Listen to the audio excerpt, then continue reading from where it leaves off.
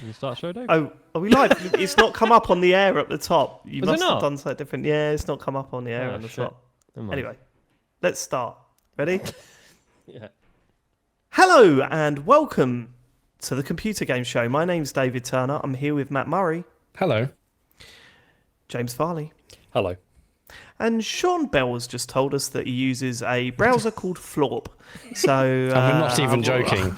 No, and I can't stop thinking about how am I supposed to do a podcast now about video games, knowing that Sean has got Florp in front of him right about now. I'm literally looking at Florp right now. I'm just reading about their philosophy. Go on. What they're What trying is to it? do. Is, Oh, go on. is this where it turns? Are you going to milkshake dock me? Is that what's about to happen? Yeah. is it very, very right wing? That would be hilarious. Oh, no, It turns out it's powered by crypto. It's Florp's been cancelled. Yeah, we're very, very pro AI. Florp are acquiring Qbos. Obos, Matt. Oh, whatever.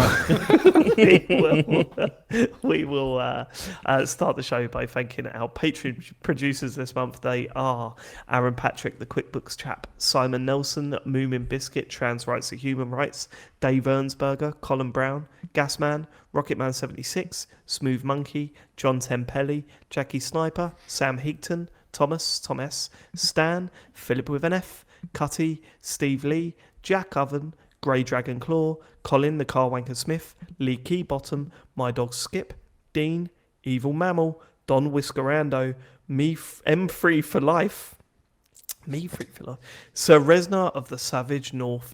They're the Full Nels crew. We thank you so much for supporting the show. We really do. Over at patreon.com/TCGS.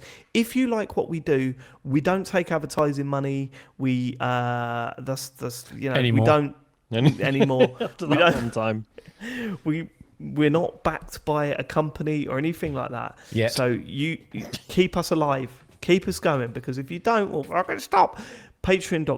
Patreon.com/TCGS. If you're at the video tier, which is the £8 something tier, you can watch us. This sounds bad. I shouldn't have mentioned the price before mentioning we watched an episode of Noel's House Party this week in full. But we did. Last night we watched a whole episode of Noel's House Party. And if you want to watch that, that is up for you to watch right now. You could have seen it live. But hey, we're all busy on Sunday nights. We get it. You can go and catch up with that now. There's all sorts of stuff on there, little goodies on there. Tap and Park Run, tcgs.co if you want the information on that. Up to £930, people. Has that just not been updated? No, it was 9.10 last week. Wow, look at that. We do Another Yeah. 20 get to a quid. thou. You But, do. yeah. Still considering it. Still Yeah, still thinking on about What's it it. going to take to twist your arm? 20 quid? Well, we If you give us 100 quid. No. You give me How much will 20 you quid donate and I'll for 20? donate 20 quid. Do me a That's discount. the 21 quid? deal. Fuck, I should have gone higher. I'm the worst. And we've got some good news. I don't know if anyone in the country felt a shift in the force Bit this of week. optimism for once. James has returned home to old Blighty. He's back in Blighty, why he looks very strange on the video feed, sort of too Like a- washed out. Like a force ghost. Is that a generative AI background, James? No, it's not. It's just a picture. Oh, well, how you paid someone to design that background, did you? no, I commission that. downloaded it from Google Images, Matt. I mean, you can tell it's not Creative AI Commons license? because it has the Oh. words "game over" in the background and it's legible. So Yeah, I you can thought- see. I Yeah, thought- it's spelled correctly. Yeah. So it's yeah. I thought you meant, are you really in an arcade, James? Like, and we were going to have to go, no, sure, mate. No, he's not really in an No, arcade game. And this isn't my Why is it so house quiet? either. It's- This isn't my flat either. no, that things is they can do. remember- with No, I'll do it again. I'll pull the screen down again. Could you imagine if you did, and it was like in it was like the lobby in the Titanic, you know, behind you, it's like all like fucking chandeliers. Right, quick, hurry up. James, how's it feel being back in the country? Have you what have you missed? What was the first thing you did once you land? What was the first shop you rushed to? Did you go Greg's? It was Yeah, classic UK shop. It's actually it's Morrison's actually. Even yeah. at Morrison's. Yeah, They yeah, I also mean, do good sausage rolls. yeah. That's the primary draw. Was the was the Really? You sausage just rolls. went straight for the sausage roll in Is Morrison's? that the only reason you came over here? I mean, yeah. What? Back Not on for the tomorrow. lovely atmosphere this country is living Oh, in it's at the moment. brilliant, isn't it? It's yeah. It's a really lot good. of fun. It's a We lot of fun. got the Tories out and everything's fine now. Yeah. Yeah. Keir Starmer is it- brought unity. is it so- good to- Really no, has. He's come on, sorting let's. everything out. A lot of people say no politics, don't they? A lot Yeah, of you can't people start with say that. Some people.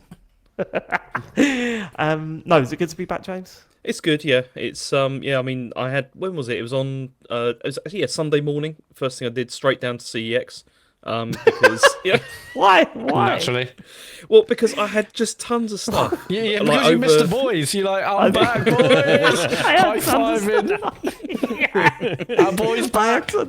I had tons of stuff, but what did you have that over here? Do you mean, or No, in there was Germany? stuff in Germany, and there was also stuff here as well. Why That was do you- like that's just You been brought laying it Very around. much over a to baggage trade at allowance. CEX. So I had like 8 bags of stuff, of like On the carrier plane? bags of stuff to like take Wait, in. on how much of that No. did you bring over from Germany? Probably about 4 carrier bags worth of stuff. Fucking I hell. think. James, is it true that your kids had to get a separate flight while you drove?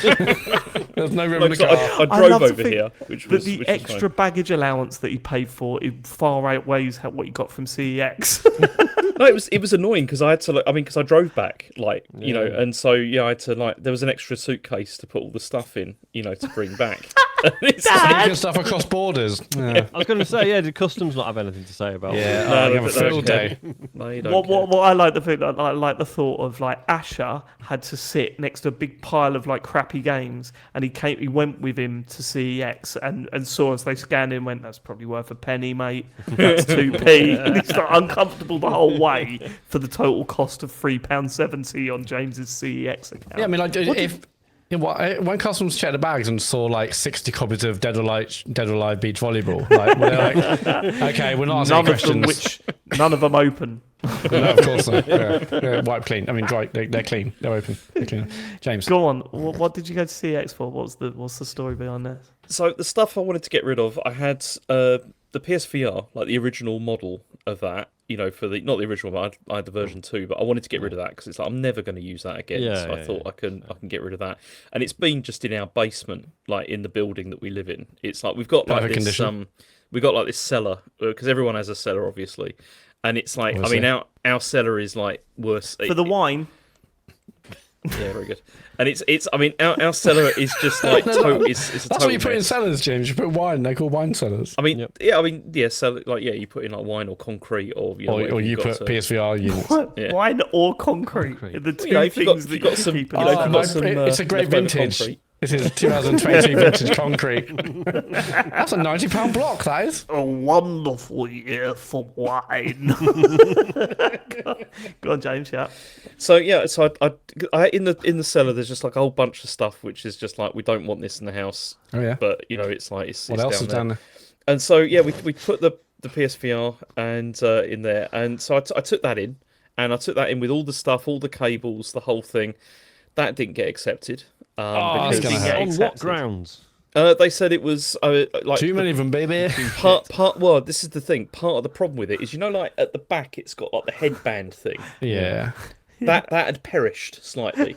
You see? Well, the lever had Yeah. perished slightly. All the movement when Yeah. you're on your. So they were like, we're not taking that. So that was annoying because I'd even like found my Astrobot, like you know, like the case and everything. I was like, I can trade that in as well. But yeah, there was that was a no go.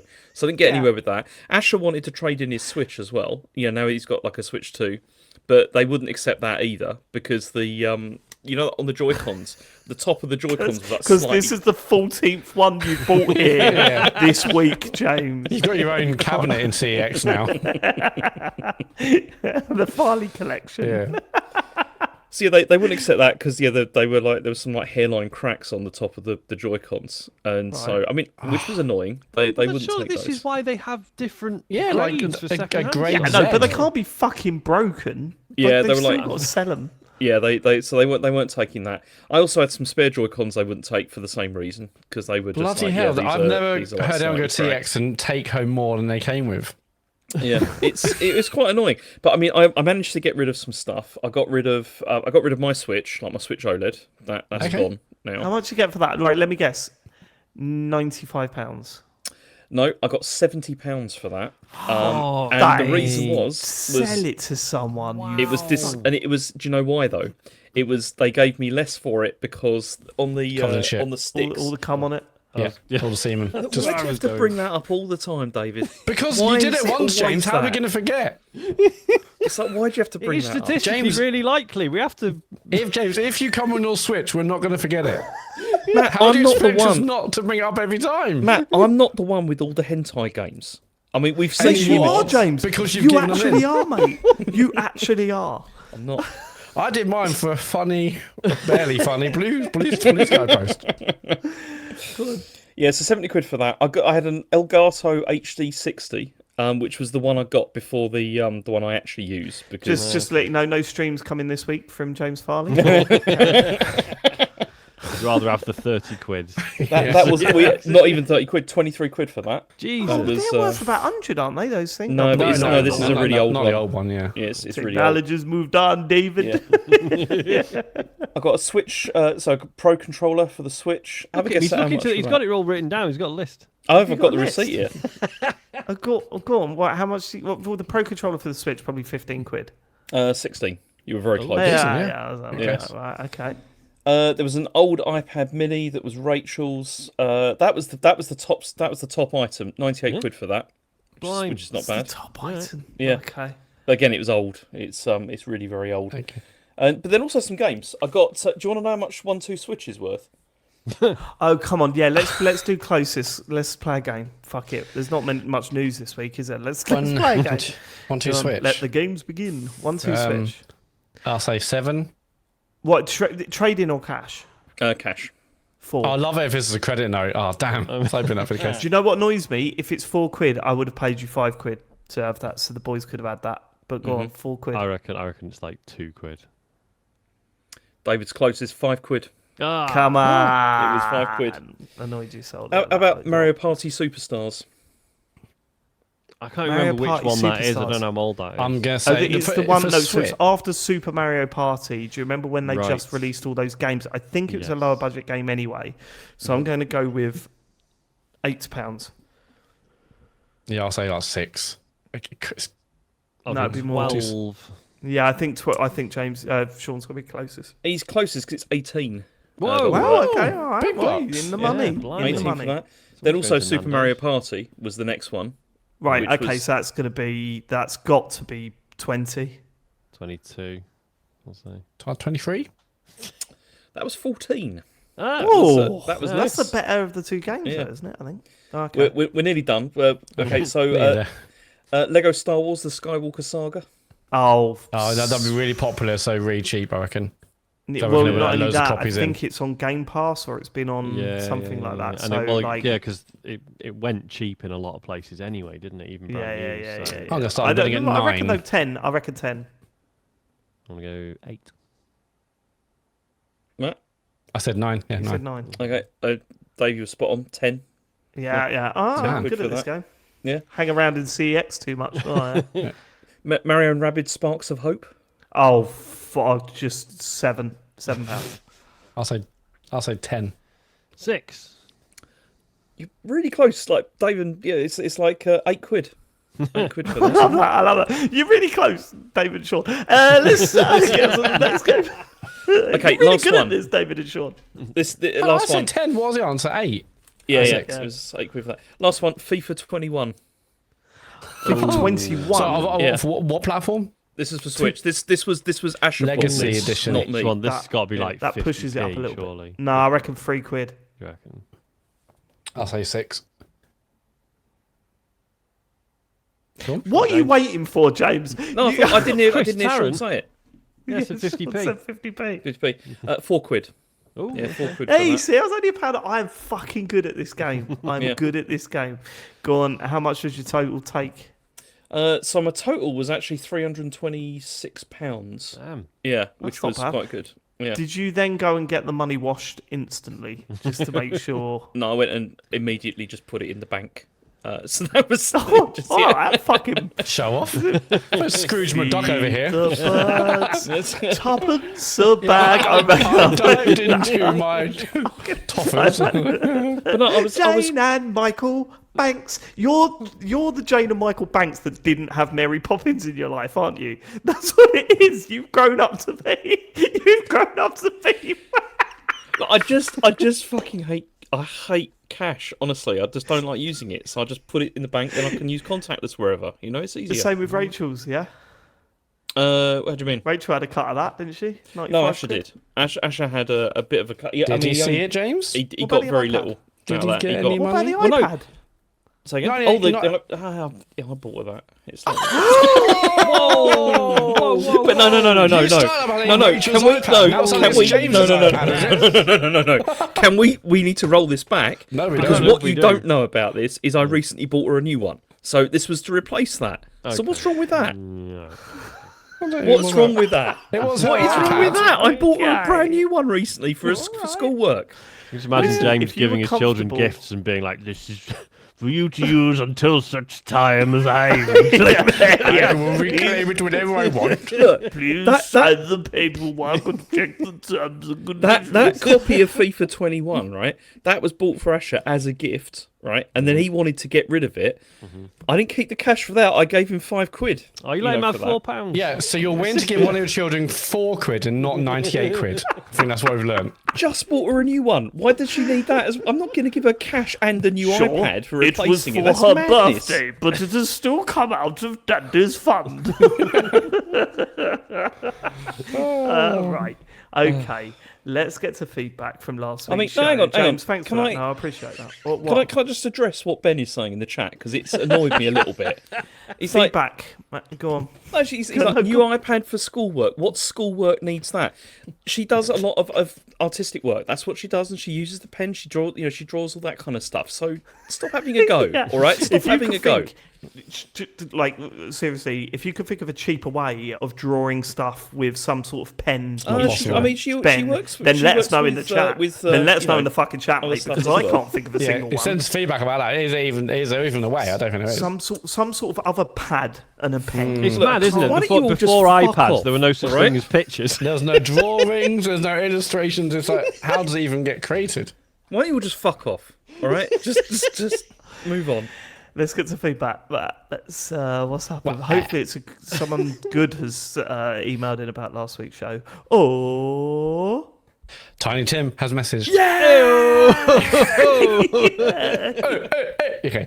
Dear sirs, as a 15-year-old footballer, I beg you to please stop flippantly advertising your charity run. My stepdad has become a regular listener, what with me talking about your show during our weekly kebab dinner. Now he's got it into his head that taking on a 10k run together will strengthen our bond.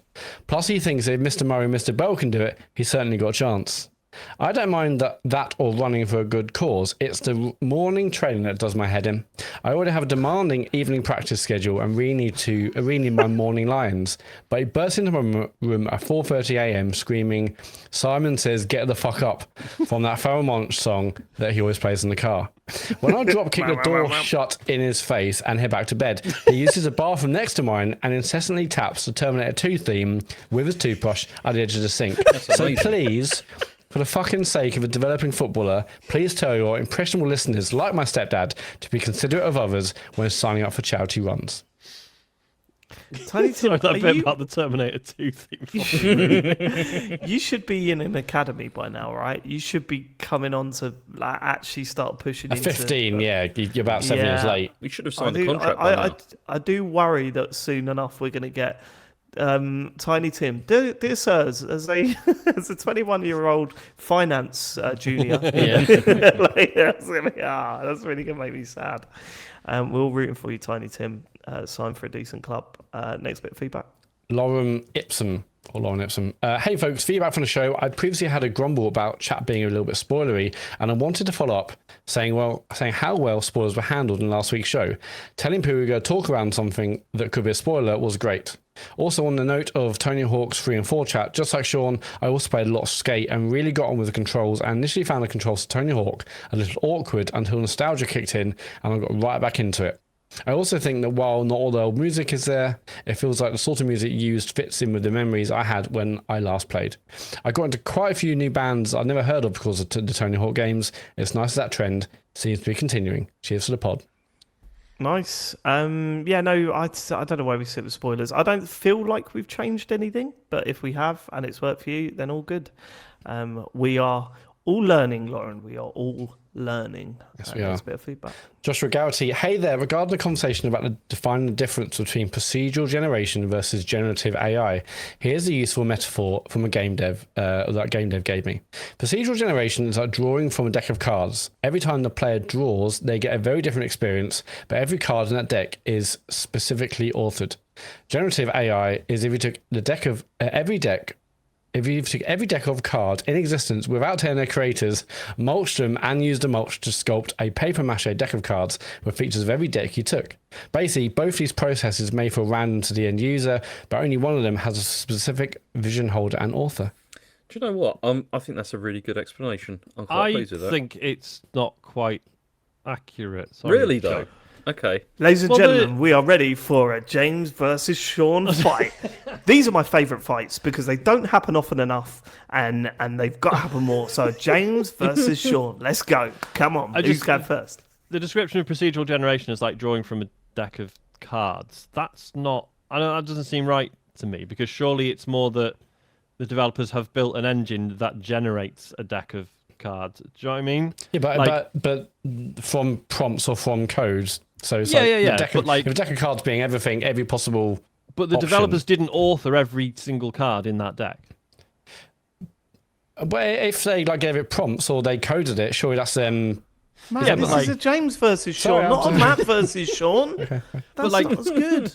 The ruining it. developers of No Man's Sky haven't even they didn't make every planet in that game. They wrote the thing that generates them, and I think that is completely valid. I'm not saying they didn't make it. I think that's just I think saying a developer has written something that generates a deck of cards would be more accurate, from which the player then draws randomly. I mean, I've got no problem with either of these positions. Well, there Sorry, we go. David. This sounds fine. I've got a feeling you went, that's a really good explanation because you just thought it was the right thing to say, and now you can't counter Sean's point. That's my prediction. There's nothing to What do you think counter. of I think it sounds reasonable. that? Yeah. Correct then. Shame, really. Listeners, if all of that went over your head, you're not alone. I'm with you. I didn't understand a word of any of that. So, hey, me and you listeners, we're more alike than you might think. Next bit of feedback, please. Equally, if you did understand all that, don't let Dave drag you down to his No, level. I'm not trying to drag anyone down. At no point am I saying hey man, you made it too confusing. I'm too thick is the stance I'm going for there. I'm sitting there, I'm imagining a deck of cards, and then my mind just went. I watched a video the other day where some guy shuffled a random deck of cards and said, "Oh no, this is the first time this has ever been shuffled in this way. I'm pretty confident of that." And then my mind went, "Fucking hell, space is infinite, isn't it? Fuck, that's weird." And then I came back into the room and James went, "I agree with everything both of you said." So that was the process for me. Just explaining. All right, cool. Thank you for explaining that. Go on. You're welcome. Thanks. Thank you. James, don't you say that, you fuck. You're not supposed to say anything. You're supposed to just sit in the background for a bit until we pick on you. Fucking set, tell him next. Wow. I love that, James. Yeah, keep that up. Matt, next bit of feedback, please. James, you okay? Yeah, Okay, go on, cheers. mate. Yeah, You thanks. can go ahead. Thank you. Codename Tommaso Gardeno. Dear Jean-Paul Georges, Ringo, Rongo, and the best drummer in the Beatles, since David and James get a lot of criticism on the show, I thought I'd criticise my favourite, Matt, a little. A few months ago, Matt protested that a brownie wasn't a dessert and asserted it was like a little snack. I remember that. That was fucking insane, that bit. That I was think I'm insane, still that. right. Okay. When I was 12, I read The Secret Diary of Adrian Mole, aged 13 and 3/4, and he got 10p every day from his father, who I think was abusive, but I can't recall, to buy a Mars bar. I thought I must have misread. Who in their right mind lets a child eat chocolate on a weekday and every day? But I guess that's a cultural difference you have to accept. There was a result to that though, because then he ended up having really bad teeth, and he had to go to the dentist, and the dentist had a go at him because the dentist was like, "I see you every day walking to school eating a Mars bar," this is your this is the thing. So But doesn't it help you work, rest, and play? I think so. But But at what also, it cost? ruins your teeth as well. Yeah. That's the problem. Yeah, there was a secret Didn't fourth put one. that in the adverts. Did No, they? No. they had to cut that. Alright. They continue. They had to cut that from Right, there. okay. Matt, being British, should take better care of his teeth, even if he is the fittest in both senses member of the podcast. Tanto Amore from Tommaso. Just on this again, right. A brownie you can have anyway, right? You can have it, you know.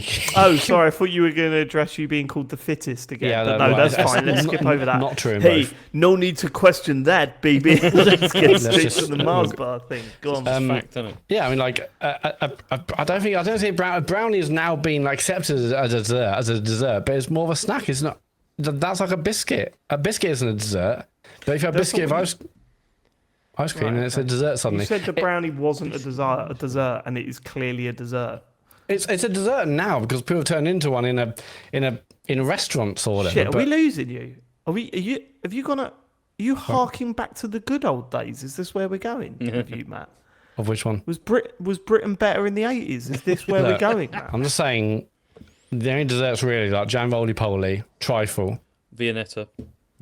Yeah. Sara Lee. No, that sounds Lee. it sounds Italian to me actually, James. It doesn't Dara sound like- Lee? Dara Lee? Sarah Lee. Are you the fucking- Oh, I French dessert. thought you meant just in your house for pudding. Would you just have one of those Dara Lee triangles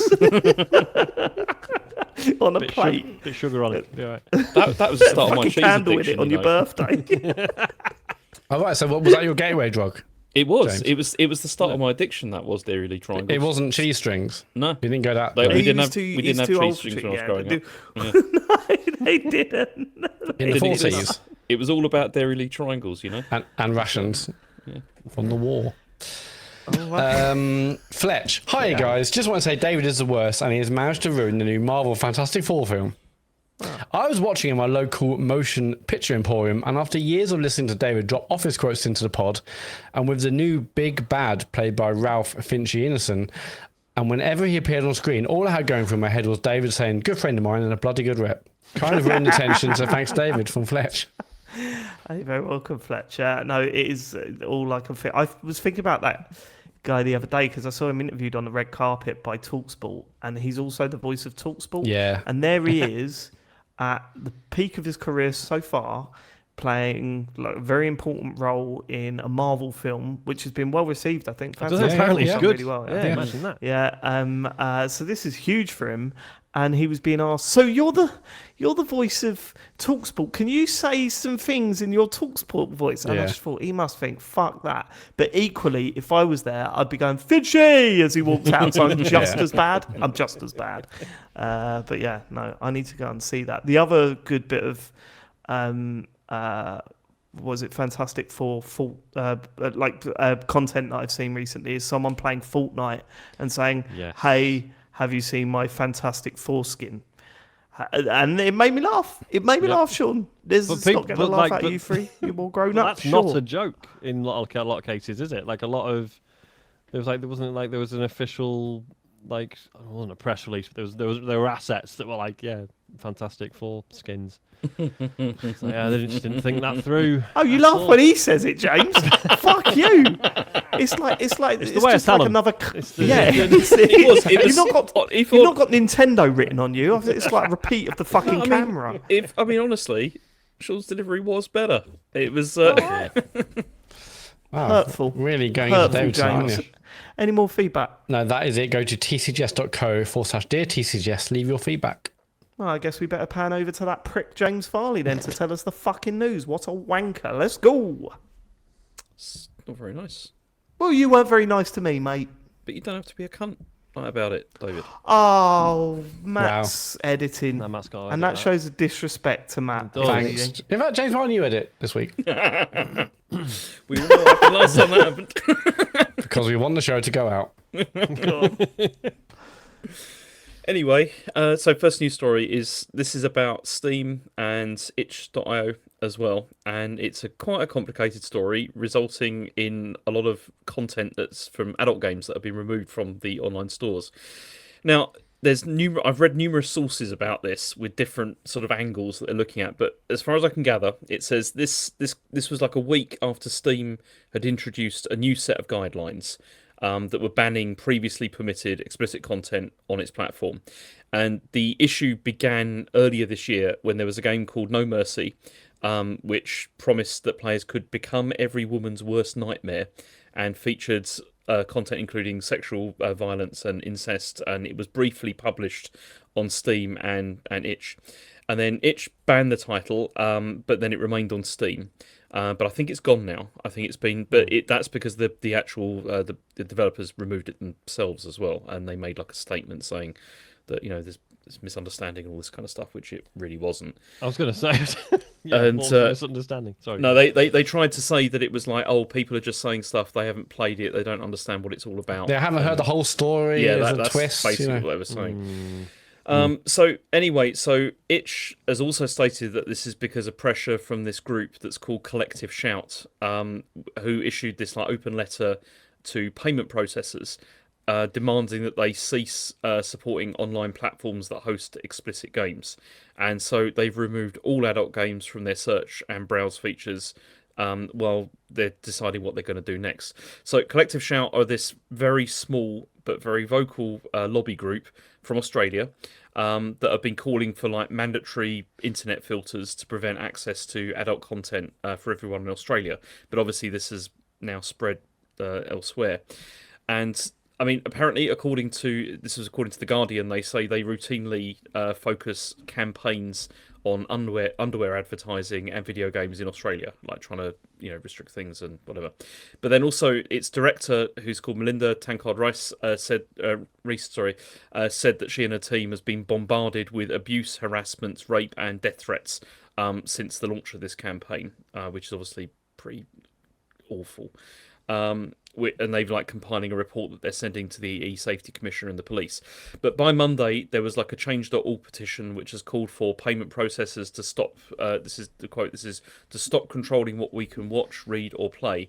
And this has had 147,000 signatures. But you see, one of the other outcomes of this is that on Itch's store, this has also removed all like. Not safe for work videos, but also anything that's like LGBTQ plus like content has also been removed.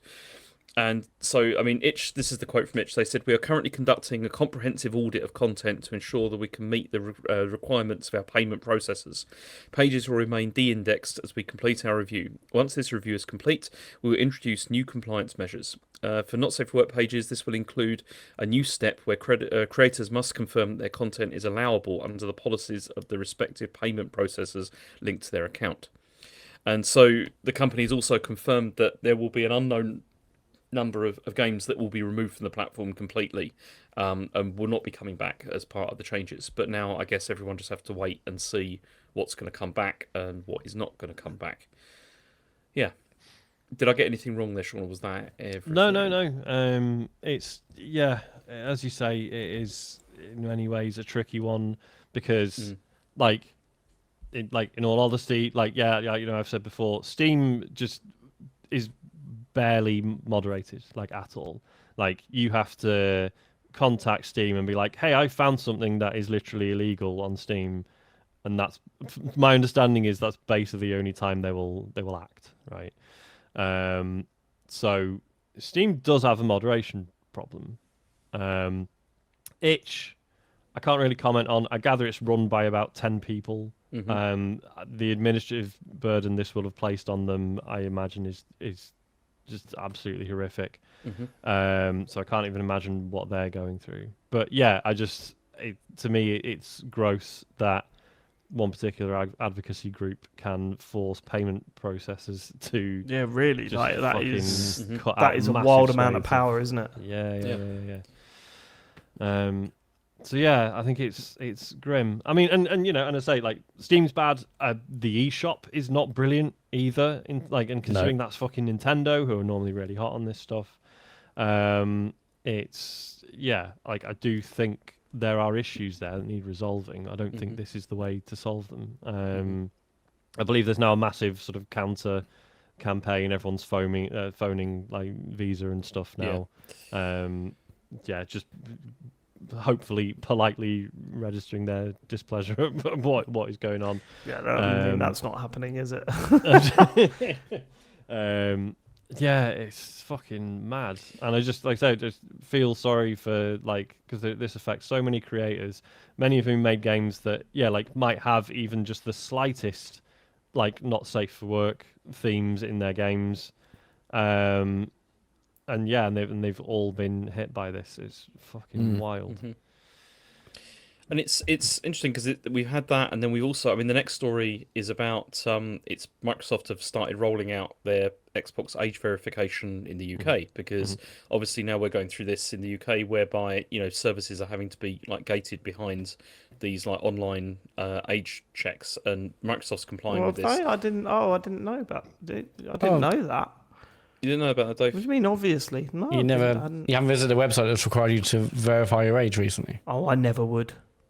Yeah. I never would, Matt. I do when I'm, if I, no, actually, I don't know. I don't even actually thinking about it. Look, I'm conflicted about all of that. I am conflicted because I understand the concerns. The implementation of it's been terrible.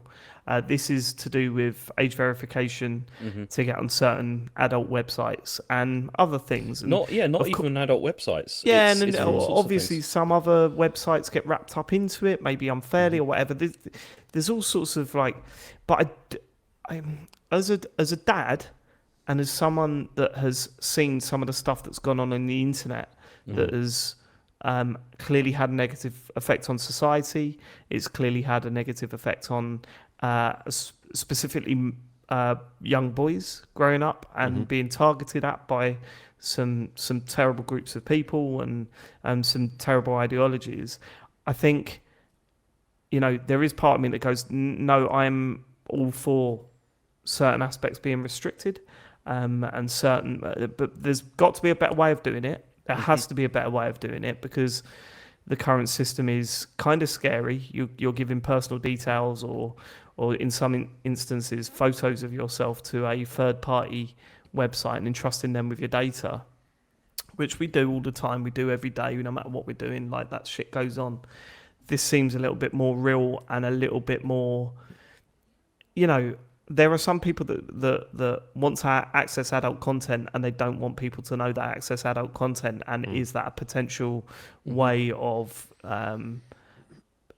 bribing someone, or you know what I mean? Like there's they'll find all ways that around stuff. it, and is that yeah? I know that's why like one of the top searches in the UK last week was VPN. Yeah. Like, because it's people will just do that instead. And the thing is like, I mean, I agree with you, David, about like a lot of this, like because it is a massive concern, like what people are, it's particularly like what children have access to and stuff like that. But then also kids will just use VPNs as well. They will, but you need to do barrier, something to limit that as much as possible. Like, and it's not just that; it is social media, and I do like I don't, it's tough as a parent. You can only go so far as to protect your kids from this stuff, and my approach is always to be open and honest about it and talk about things, and try not to hide it away. But clearly there is a problem in this country with what sort of media our kids are consuming. It's not just in the UK. I was going to say, it's everywhere. It will be everywhere. I know, but this is where this is being implemented, right? Yeah. And this is where it's going to be affecting my kids. This may go elsewhere as well, because like this thing from Microsoft is interesting because they're partnering with Yoti, which is one of those services that you could use the Death Stranding photos with, to get through it. Like people were using pictures of Norman Reedus to verify their ages, and it was fine with that. But they've said that at the moment this age verification check is optional. But it says starting early next year, age verification will be required for these players in the UK to retain full access to social features on Xbox, such as voice or text communication and game invites. If you don't verify your age between now and early next year, social features will become limited to friends only until the age verification process has been completed. So, but they've also talking about bringing this to other countries as well, not just the UK. So that process, again, something that I wouldn't mind being, like some sort of restriction on, right? Like I'm again, I'm conflicted because I'm against Microsoft being able to say you need to send us some personal information for us to verify who you are. But at the same time, I mean, that's too late for that. We've all given our payment card details and stuff. Of course, for sure. But on the flip side, like I'm kind of scared of who Harry's talking about. I stay on top of it, talking to on there, like all his friends. I don't know if you've heard this new craze, the Roblox Garden or something. Yeah. No. Rogue Garden or something. All the kids talk about this Roblox thing, and Harry sort of goes, "No, apparently it's too addictive. I don't want to play it." So he's not been on there. But I know from personal experience that Roblox is kind of a strange and dangerous place to be. You know, I've logged on there just to go and check it out, and people have been talking to me that I don't know. You know, I don't know who they are. So having some sort of restriction is not a bad thing. It's how you implement it, and this has been very sudden and very much. You know, we need to verify you, and that puts me off, and that scares me a little. Like it feels like. There should be, and this is what's nuts, right? It feels like there should be some government-run thing that you log into, you verify who you are, and you link that to services, right? Yeah. But A, they're not going to do that because it's going to cost them too much. And B, why would why am I going to trust the government over a company anyway? Like it's all seems a bit. I mean, I don't know. Because the other thing is that this is my other problem with this is the fact that this has been outsourced to other companies in other countries as well, and you don't know what the legal regulations are in those countries. Either you don't know if you can trust whatever like privacy protections they say they put in. It's just this is my main problem with it is it just seems massively flawed the way it's been put together. Even if it's all like even taken out. Look, I feel like I keep up with news stories, especially with tech, quite regularly. This come out of nowhere for me as well. David, and then I told you about this. It has been for years in talking about this. Yes, it's been spoken about for years, right? We knew that they were they tried to bring it in, and it got rejected at one point, probably 2 years ago now, 3 years. So I knew it was about, but I didn't know until say Wednesday, Thursday last week that it's coming now on Friday, and it's going to be implemented. Like I didn't know that was a thing. And some people will. But a lot of people won't, and they'll go into that going, well, what the fuck? What am I supposed to be doing? And I bet there's some horror stories out there already of people going, look, you know, I don't want to regress the conversation or whatever, or just be like turn it into a childish conversation. But there's going to be someone that's trying to access an adult website, and there'll be a pop-up saying you need to access, and they will go there and they will put details in, and that could be a scam or a phishing attempt or whatever, right? We're going to see a lot of that over the next couple of months, 100%. What website got you in the end, David? I said I wasn't going to regress the conversation. That was a serious conversation, Matt. I mean, for me, I think it is good to protect the kids, but from a personal, selfish point of view, this is going to be like when you have to fucking park in a new city.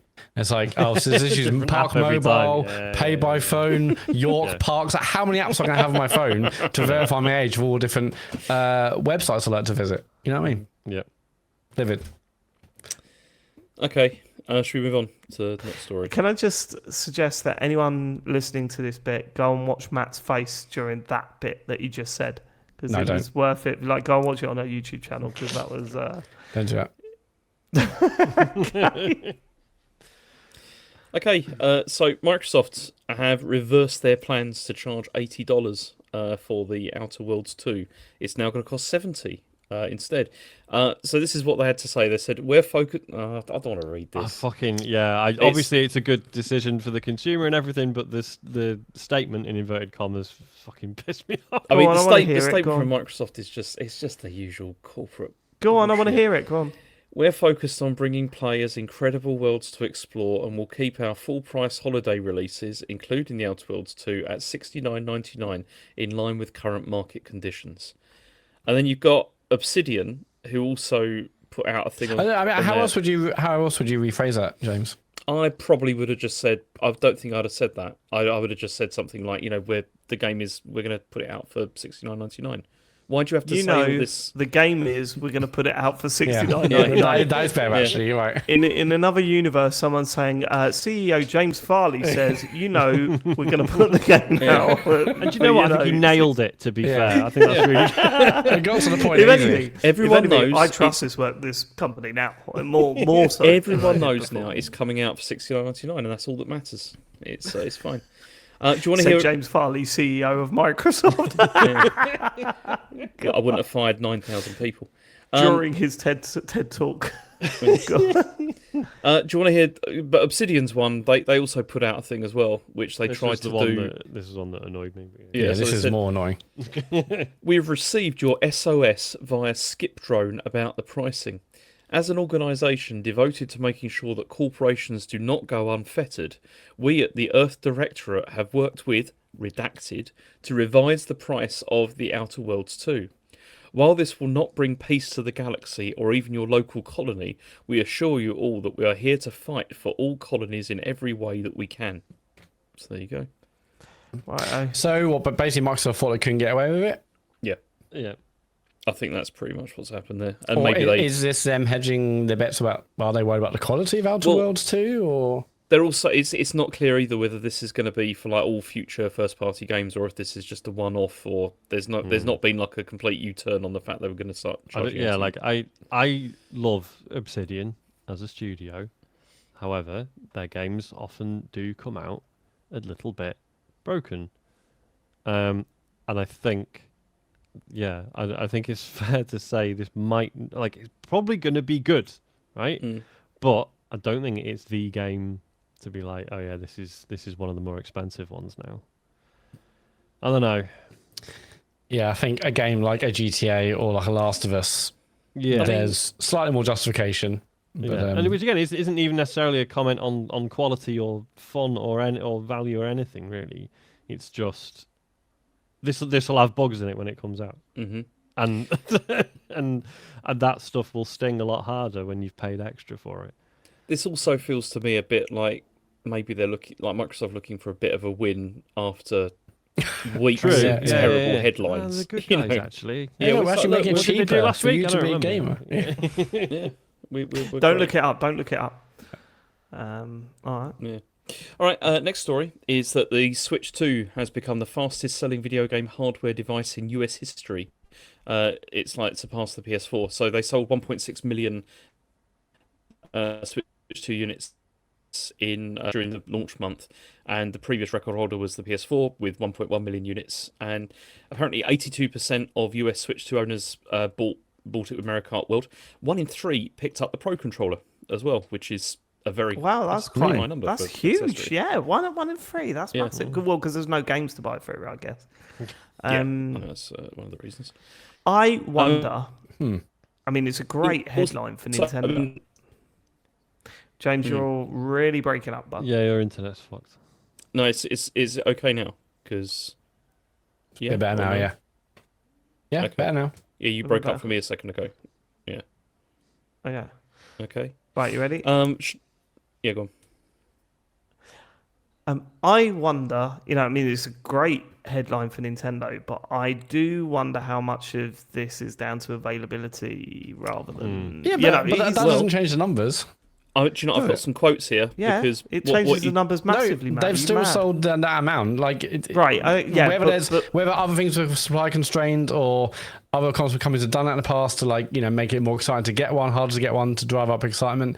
Yes, all those things can happen, but ultimately these are numbers. And yeah, but Matt, what I'm saying is that it might not be the fastest selling video game hardware of all time had the PS4 had the stock to meet demand in that launch period.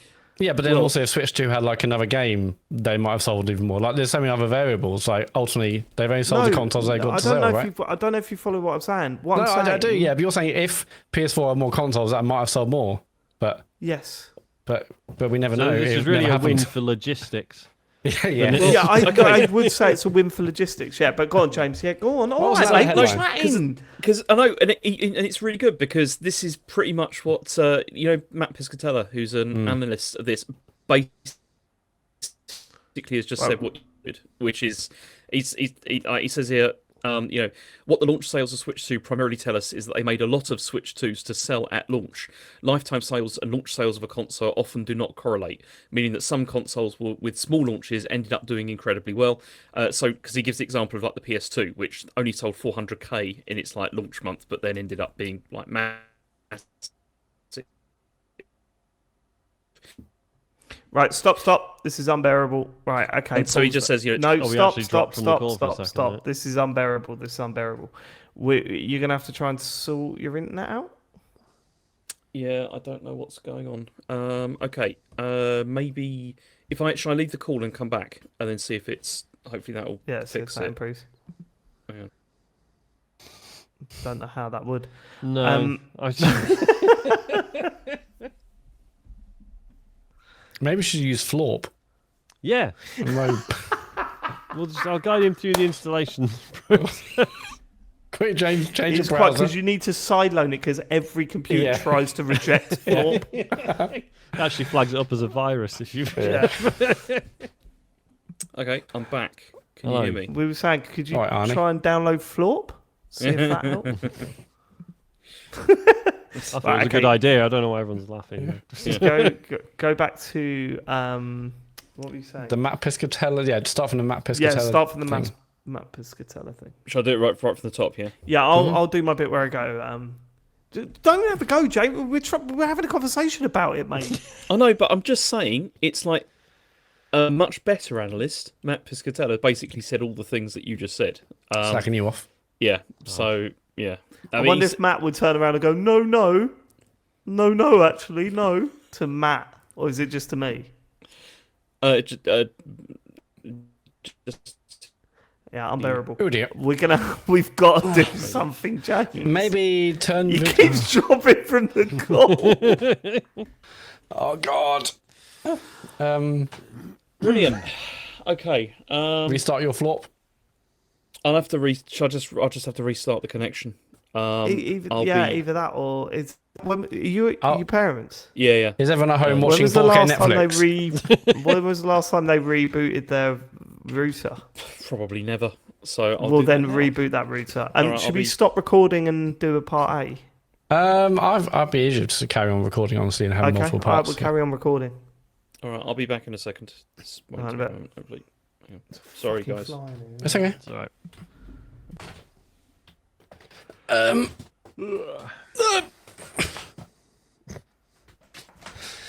Anyway, album of 2025 so far? Good question. What have I listened to? What's it? Best album of 2025 so far? Oh, good question. I really liked Big Special. Their new album was good. I love the what's new it called? Lord album. National Average. Yeah, Daryl John, sorry, is one of my faves for sure. Oh, did you get into it? I know, No, I'm joking. Okay, oh, fuck off. I'm sorry, Sean. New Courting. Was that this year? Yeah, it was this year, wasn't it? Bloody okay, yeah, that was very good. Yeah, I the mean, new it's way too short, but it's a good album. oh my god, Sleep Token. I think that was this year. Yeah, not for me. Oh yeah, good. It is killing me that I haven't got a ticket to Oasis. Like, it's That's actually killing me me less than I thought it would. I thought I'd be It's devastated, but seeing on way footage, I'm worse like, for me. it looks good, but the costs and stuff, I'm not like crying. I didn't spend loads New of Pulp money. was And very good, yeah. New Pulp was very good. Ginger Ninja. No, it's killing me. They've got what, another 4? Is it another 4 gigs or 5 gigs at Wembley to come? I've tried to avoid it. Don't know. I really want to get a ticket. I mean, are they available in any way, shape, or form? No, but you can sort of like. There's always someone who knows someone, and I'm tempted to bite the bullet. Fucking hell, I was gutted when I couldn't get tickets, and the 64 pre-sales that were involved in. But and obviously I'll jump at a chance to go, but I'm not as upset as I thought it would be. So mostly because I've been trying to avoid it. So that's a way to I've been listening to non-stop Oasis at home at the moment. Now the boys are into it, and it's like fuck. I'm not an Oasis guy, as you know, but Isaac had to play. They did a guitar performance at school, and they did Songbird. Okay. Nice. And I just had a really nice time just learning it with him because it's only like fucking 2 chords, and it was just really lovely just putting it on and just sort of watching. Like, obviously, like I'm no good at the guitar really, but for me it was fairly simple. But just being able to just do that with him and watching him slowly get better at it, and That's great. Yeah. Yeah, that's So he's cool. playing guitar on stage, is he? It was with like there was like 5 or 6 of them. I felt awful because there was this one kid whose mum didn't show up, and he just burst out crying halfway through. Yeah, and you know, and you're like, that obviously that's awful, but there's nothing I can do about it, and I kind of only get this one chance to see my kid. Yeah, you're ruining this moment. Grow up, bouncers. Yeah, no, it felt awful, but you know, you're like, I can't, like, I need to just enjoy watching Isaac do his thing, you know. I can't. Yeah, like, totally. Yeah. It's a really annoying fly in there. Oh, fly, repeat. Oh my word! I've restarted it, so hopefully things will be better now. Cool. Sorry, I'm really sorry. Sorry. I don't know why. Sorry. It was a bee before. Okay, right. Okay, so Summer, straight back into flying it. beast. All right, James. We you know, we're having a conversation here. That's all I'm saying. Yeah, I know, but also I was going to bring up an analyst who probably knows a bit more. What do you mean? You were going to bring up an analyst? Yeah, I was going to. Ashes in Listen, going into Dave, analyst I school. was going to bring up an analyst. No, Sorry. the analyst has said pretty much exactly the same as what you just said to Matt. Because I know what I'm doing. What, Matt? Are you going to have a word with the analyst? Are you? You're No, going to have a go Matt with the analyst? Piscatella, actually. What? He didn't say, "Oh, Dave's right." What did he say? He said The awkward thing is that he didn't say his name, Matt. So we're going to have to do that again. He just said. Did you not say it in his take? We just recorded this bit about 18 times because James keeps dropping off the call. Go on.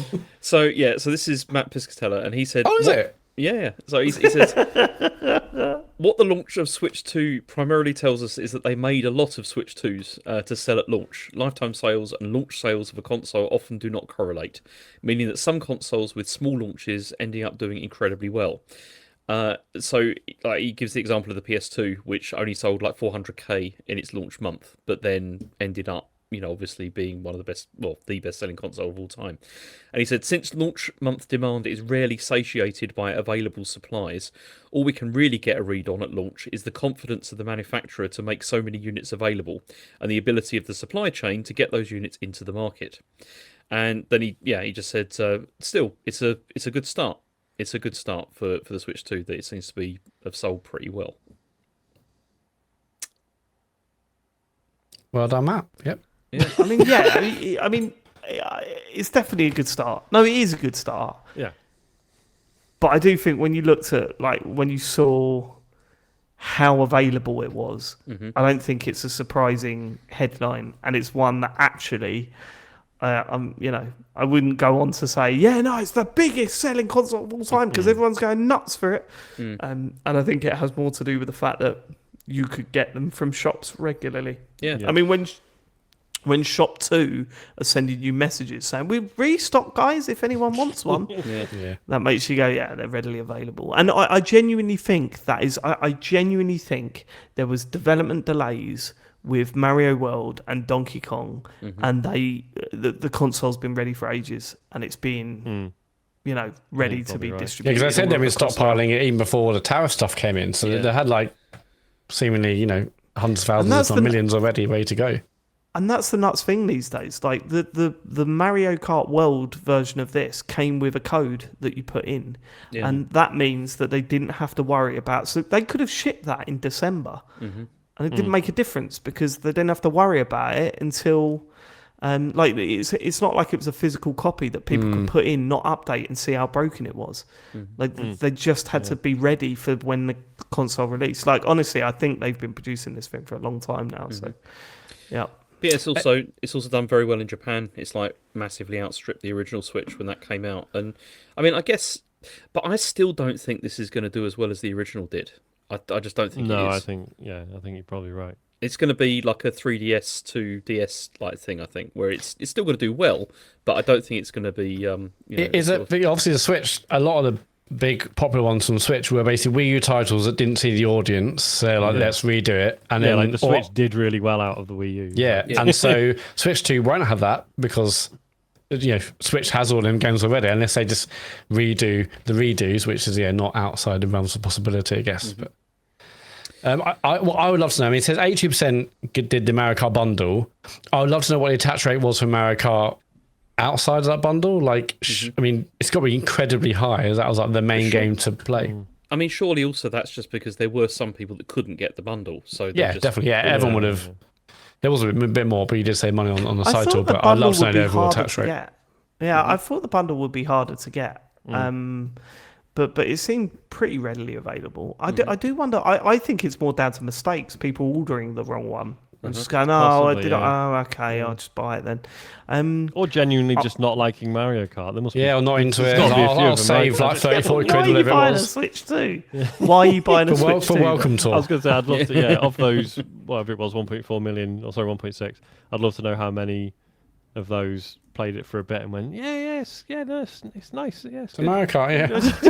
It's Mario Kart, isn't it? I mean, I probably just quite a lot. I mean, when I was in CEX, there was a couple of Switch 2s there, like Was for there? that were and surprising. and Joy lots of Mate, Were you honestly, thinking I'm of not- getting one? Start the restock now? Not yet. No. It's a bit early, I think, for that. I'm waiting for the Switch 2 Lite, to come out. I'm on the Argos website now. I can have that one delivered with the Mario Kart bundle tomorrow. Like it is available. You've already got one, everywhere. David. Why would you buy a second one? You knew James Farley. Because I want to go a bit Farley. No, it's available everywhere. Like I think that has a big. That's good. It's good. Yeah. Because on there's launch nothing day, worse than the fucking console being hard to get hold of. And all Yeah. the scalpers and all that kind of stuff are ridiculous. Yeah. yeah, the fact on launch day you can basically get one without even a pre-order. It's it's good for everyone. Cool. So you happy you pre-ordered about 18 places now, Matt? You proud of yourself? Yeah, I'll do it every console until I die. I know you will. Well, I'm not gonna get caught out, am I? No. You mug. All right, James. So next story is that Sony's got a new power saver mode for the PS5, which will scale back performance of supported PlayStation 5 titles. So Sony said while this feature won't be available during the beta phase, once it officially launches, supported PS5 games will scale back performance and will allow your PS5 to reduce its power consumption when the feature is enabled, which is optional. Like you don't have to use it. If not enabled, then games will just will run as normal as you'd expect. But it does mean if you do enable it, that VR games won't work, for example, if you've got it switched on. The reason this is kind of interesting is the speculation is that this is in preparation for the new handheld that they may be working on, that there's lots of rumours about, which will be that it will play PS5 games, but they'll be obviously in this reduced power consumption mode because of the battery life and all that kind of stuff, and that this is in preparation for that, so that then developers will start to build this into games, as they come out, so the library will be bigger. What do you think? Weird. The VR thing. Mm-hmm. Like, if the whole point is that this mode is just for supported titles, Yeah. why can't it run VR? Surely it's the VR one's not supported in low The power VR mode, so I one's just won't supported get, for some reason, yeah. so I just won't run in low power mode. Yeah. Hello, mate. Do you whatever. produce a PSVR 2 game? I am, yeah. Well, do you know you can have a power save mode on yours where it means that you can't play your game? Do you want to implement it? Enable Yeah, that? go on then. Yeah, sure. Yeah, that's saving a lot of power. Box, Yeah, why why not? Look, I think so the games are scaled down to save energy. That's the idea, is it? Well, so Yeah. It's a load of old fucking woke nonsense. It's the left wingers have got into our video games. I want my resolution. Yeah, I want my I frame don't rate. think it will affect. So I think my understanding is this is for stuff so you can do this on the Steam Deck, right? You can throttle the power consumption or whatever. Mm-hmm. I've really studied this, as you can tell. So the idea is if you're playing something like Balatro, which is relatively not very demanding, you can basically reduce how much power the Steam Deck's using and get about 5 hours out of the battery instead of 45 minutes. Mm-hmm. So I'm assuming this is a similar thing. So you wouldn't notice any sort of drop in performance. It's just for games that do not need an entire PS5. Who told you that, Greta? Greta tell you that, did she? Yeah, Hey? she loves PS5. Load No, of old bollocks, shouldn't mate. Do you know what? Let the fucking world burn. I want my frames per second. All right. I think it is interesting that it might be linked to the handheld. I still don't think we will see the handheld for a while. I don't think it's something that's coming anytime soon. It's a while off, but then also I think, obviously the one of the biggest problems that Sony have had with portables is the fact that, it was like developing, separate games for those platforms, and how they don't seem to have been able to manage to do that. Yeah. In the same way that Nintendo also struggled with that, particularly during the Wii U era, and so it makes sense if they're going to do it so that it just plays PS5 games. You know, that then you've immediately got a massive library. You immediately got a lot of stuff. It's it's pretty good. But anyway, Cool. next story is that Wolfenstein is going to be the next game to get an adaptation for TV, and it's going to be produced by Amazon MGM Studios. There's no details whatsoever about the plot or anything like that, but there's like a tagline where they say the story of killing Nazis is evergreen. You know, this is something which it's always going to be a thing. Apparently not.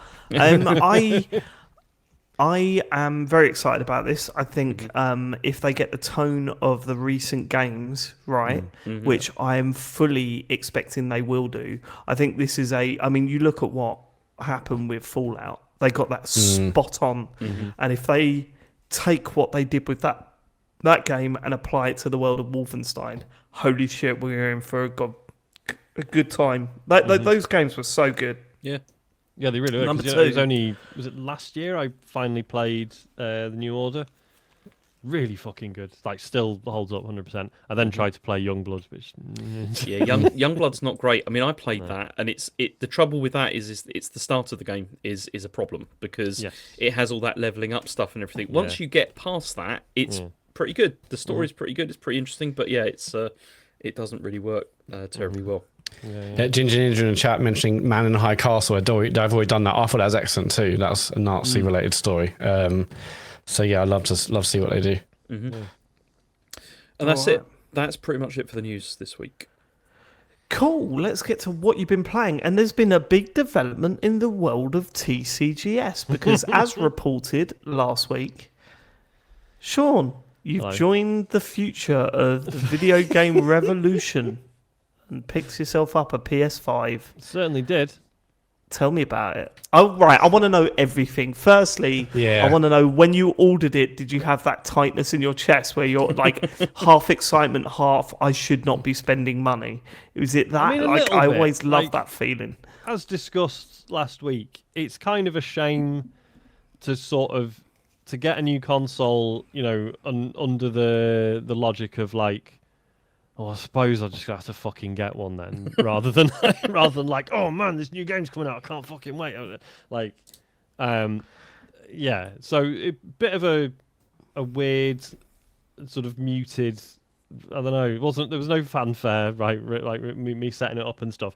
And it's kind of interesting. Wait, really? How You're a little bit excited about. Fanfare. Like, when you opened it and got it out of the box, there was none of that holy.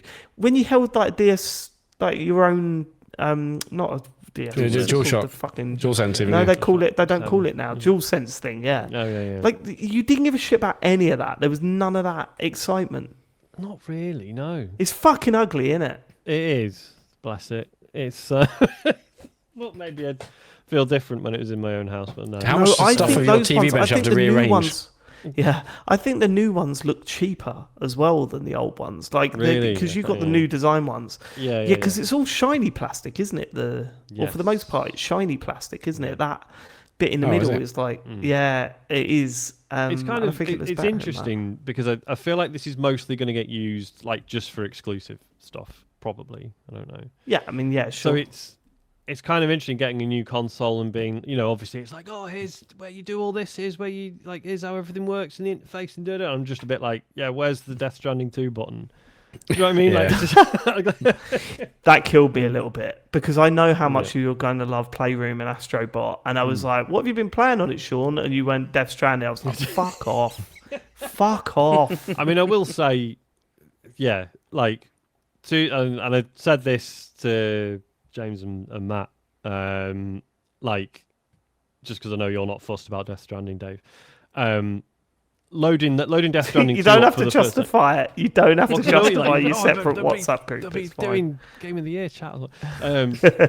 But yeah, like loading up Death Stranding 2 for the first time, and just that intro and just how good it looks when you first take control. Straight away I was like, oh yeah, I've not seen anything like this on the Xbox. No, like it looks it's stunning. fucking mad. So yeah, no, I'm glad it's here, it's in my house. I think I'm going to avoid paying for PlayStation Plus if I absolutely can. I don't think it's going to be a probably. multiplayer console for me. But Sure, I yeah. don't know, we'll see. I had a look. I was like, oh, I'll see like how many of my PS4 games I can download. Forgot quite how many of them were either A, on disc, or B, PlayStation Plus titles. Right, And yeah, most of them yeah, I of was like, course, "Alright, yeah. never mind then." I was like, oh, I can play Wipeout again. No, I can't. So yeah. Do you want me to talk about Death Stranding, or should we? Not really. I still wanted to Yeah. talk about the console. What did Nushin say when she saw the state of the thing? Was she aware? Well, basically, so she was in bed when because it arrived when I was in London with Isaac last week, and so obviously, yeah, I was like, oh, there'll be a parcel arriving today. She's like, all right, no worries. And then when it arrived, she's like, the fuck is this? Just because of the size of the cardboard box. And explained, and she's fine with it. But then basically, I set it up, and it's gone like under the cabinet, basically, with a like a cupboard door over it, so you don't really see it. Completely covered it. So yeah, when you're playing it, Joe cried when she saw it. She cried. it's so beautiful. No. Oh, the opposite. So you got yourself a proper console. I'm so proud of you, David. Like, I have to have I've got like mine like a TV unit where I've got like one end, there's like holes each end with the doors, and I have to have them open when I got my PlayStation and Xbox on, because you can hear the fans start whirring crazy. Oh, really? It's so noisy. I have to have like a bit more ventilation for mine. So you've literally only played Death Stranding? No, like anything else you put in just to see? Isaac's played a bit of Astro's Playroom, the free one. Yes. Yeah. I haven't touched it yet. He's played Oh, it. He fucking loves it. So Yes. that's But have you not like even? Oh man, No, I don't know David, how much. Sean didn't even finish the Game of the Year version of Okay, Astro Boy. I know. Sean's not going to play this game. Stop getting your hopes up. But like, forget the game itself. Like, it's such a good representative of what that controller can do. And I mean, you don't see many games take advantage of it, but there's a lot that controller can do. And playing Astro Boy, you're like, holy fuck! Like, what is these triggers are insane. They're actually insane. Those. What's funny about that is actually Death Stranding 2 is actually the only game recently I played where that does seem to use a lot of the pad in. Yeah. Not as well as Astrobot, but I was like, this is the first game. I'm like, this uses everything, like the speaker, like the way you feel the rain on the pad. Yeah, different textures. It's a lot more subtle in Death Stranding 2, I think, than it is in, massively. Like, in Astrobot, it's like. I love the fact that it's always rain though. It is always rain. In Death Stranding 2, I've turned off the controller sounds because. Oh really? Oh yeah, I mean, I don't blame you. The controller There's quite a few games that I think it works okay. Yeah, because it's such a different speaker to whatever you're listening to everything else on. It just I don't know, just I find it out really of useful to hear lose sounds. I'm sure they come out on TV if I turn it out of the pad, but I don't know, just like that again. One of the few games where I think it works, and it for me anyway at least. But so yeah, it's good. It's good, the old PS5. Finally, so but I don't think, Sean, there's ever any game that would ever have convinced you to get the console. Like, no, I don't think anything now at this point. So you had to get it for some reason. That was and like Xbox has screwed things. So yeah, and as I said, like obviously because of all the chat around Death Stranding 2, I'd started playing the first one and was really enjoying it. And I was like, and everyone says the sequel kicks the shit out of this, which I pretty much agree with, I think, so far. And obviously suddenly weirdly excited about Ghost of Yotei as well, even though I was... I mean, I liked the original a lot. Backtracking going on. A few things I didn't like about it, the story maybe, in the main one. Well, it was, because the first one did that whole, like, oh, here's a bunch of cool, like, abilities, but, the main character doesn't like using them, though. He's conflicted. It's like, I get that that's it, like, interesting from a story point of view, but it's making me feel like I'm not allowed to use some of these abilities. Right. Whereas I don't think the new game's not going to have any of that shit. But then there's also you've only played the main Spider-Man game, right? And Miles Morales, but yeah. Oh, you did play Miles Morales, but you played it on PC. Yes. You need to play Spider-Man 2. Play Spider-Man 2 on that thing. I'm really looking forward to that because I was late to the first Spider-Man. Performance really RT mode will blow your mind. It looks so good, that game at times. It's fucking mental. Also, I'm looking forward to playing that. God of War Ragnarok. Worth playing. Yeah, God of War Ragnarok is a must play. That is, although to be fair, you should probably do the first one first. You didn't finish it, the first one.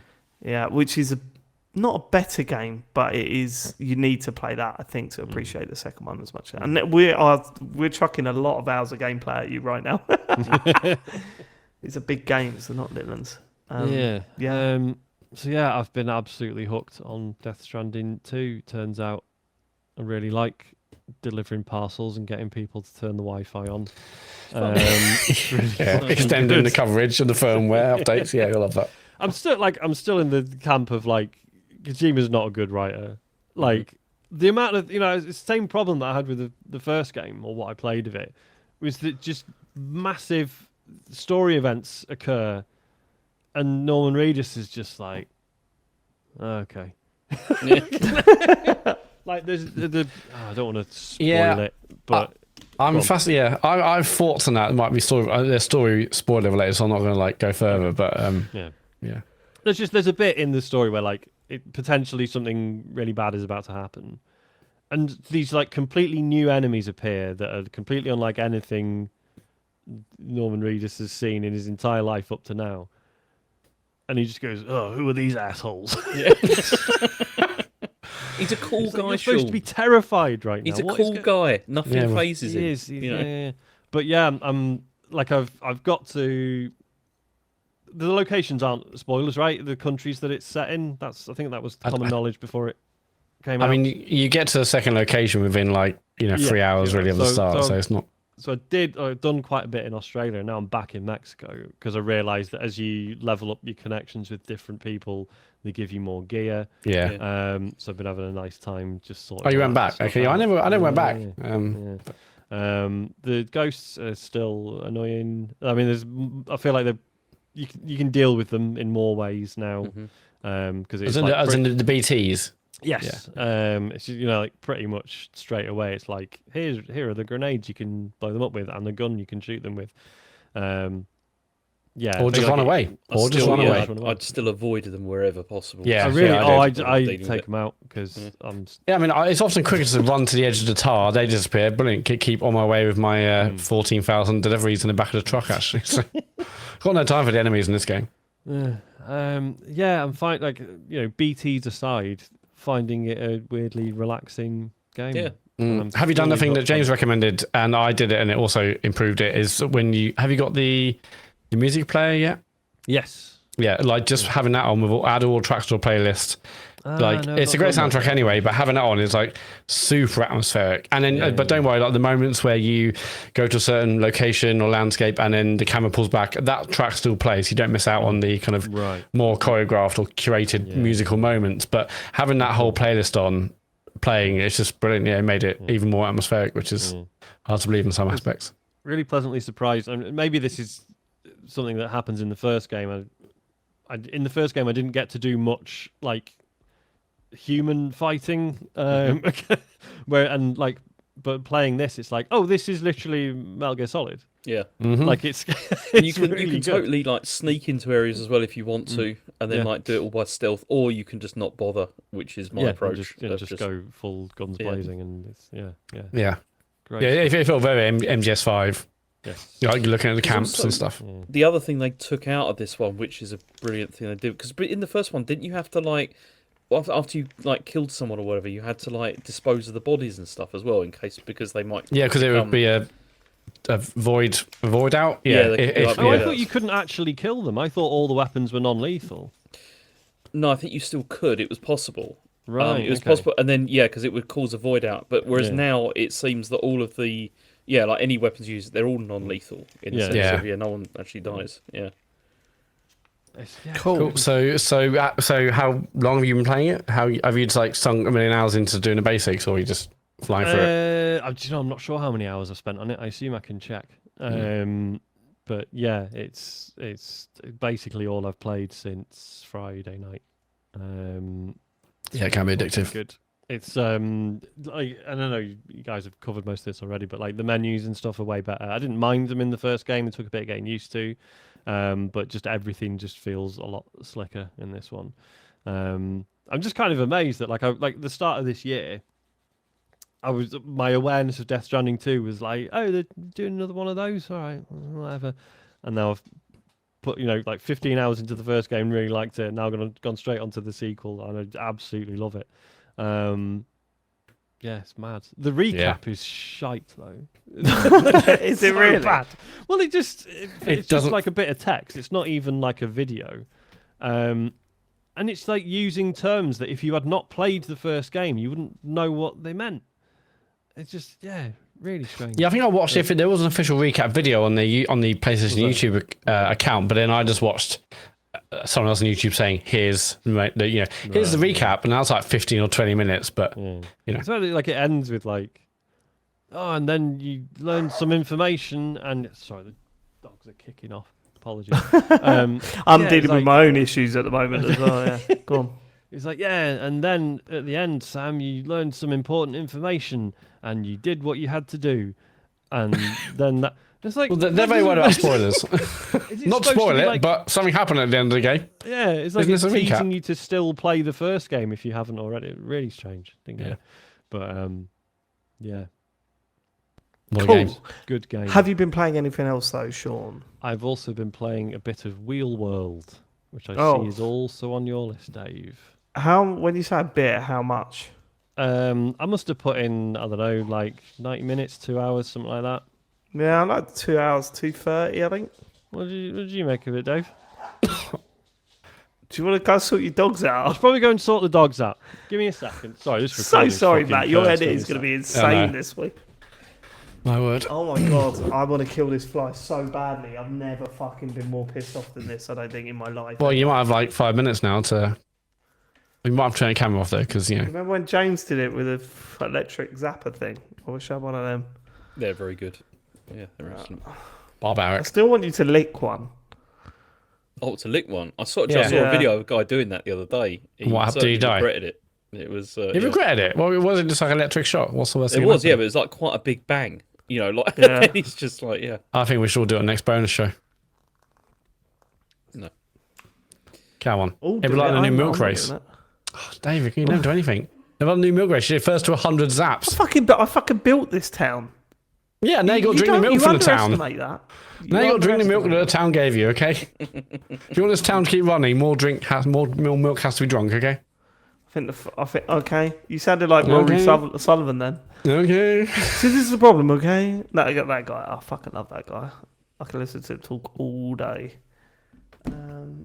This isn't really newsworthy, but yeah, Silksong will be playable at Gamescom. Yeah. Okay. I mean, all right. It's got to be coming soon. Yeah, it will be. They said this year, so. But also, they said it will launch with the new handheld or in the window. So maybe I think it might say launch title with the handset. So I guess we'd wait for that. I assume it'll be September, October, November. So that's the end of August, right? I'll go for a wee while we're waiting. Gamescom. 20th, 24th of August. Okay. So that means it's not coming out until earliest, probably like September, October, is it? Yeah, I mean launching in summer. I mean, 24th of August into summer anyway. Yeah, I reckon it'd be October, maybe October, November. Get the hardware and the game out. If that had come out while I was away, so I could have played it. Because what's really annoying now is the only stuff I can play now is Switch 2 stuff. And once I'm done with Donkey Kong, there's not much else at the moment. You didn't bring your Portal with you? No way. There's no way that's going to work like while I'm in China. There's no way. Oh yeah, in China, of course. It'd be absolute disaster. Yeah. I never played Hollow Knight. I mean, I probably should, because when this game comes out and maybe gets 10s, I'll be like, fuck, should I play the first one? Blah blah blah blah blah, And I haven't, but there's too many other things to play. I've got to get Kingdom Come done. Other big games that I'm forgetting right now. So Ben in the chat, you're mentioning that game, the AI game. Is it Summon Files? Yeah, Summon Files, yeah. Is that? Can you just tell me, right? How much of that game is puzzles? And how much of it is like actual story? Because that's the thing that it's a visual novel, isn't it, or is it? Yeah, but it's like the ratio of that is something which always bothers me. You see, and if it's like heavily like more skewed towards puzzles, then I'm not. So it's 16 quid on Xbox. How much? It's 16 AI to Summon Files, unless there's not the most recent one. Okay. No, this is the this is 2021. I so last week. Okay. And you don't have to play them in order or anything, do you? They're like just just presumably each one. Although, the other one I've got this other game that's been on my list for ages that I bought when it was in the sale. It's like Aegis Wing or something. Oh, what was it called? I need to look it up. Has Sean been eaten by the dogs? Yeah. RIP. So a real one. Where is it? Oh yeah, 13 Sentinels. Yes. Rim. Yeah, I mean, that got incredibly high reviews, didn't it, when that came out around Christmas time? I think it was around Christmas time that year. I've got it. There's no way you're finishing Kingdom Come, Matt, but get past the wedding. Well, yeah, it's on my list to play. What else? I mean, like, that's massive and I want to play that. What else? Fucking off. You're not finishing Kingdom Come. I think it is. I mean, they've said that about loads of games. I mean, I'm worried I'm going to finish it by Game of the Year time. I'm probably not going to finish it, but fuck me, it's up there for me. Yeah, no, it's incredible. What a game! Yeah, why don't I put my list of games I need to get finished? Mate, this fly is fucking killing me. How important is the dog in KDC2? It's useful, but useful, yeah, pretty important, I think. Also, just having a dog with you wherever you go, it's fucking well good. Why are you struggling with the walls bit?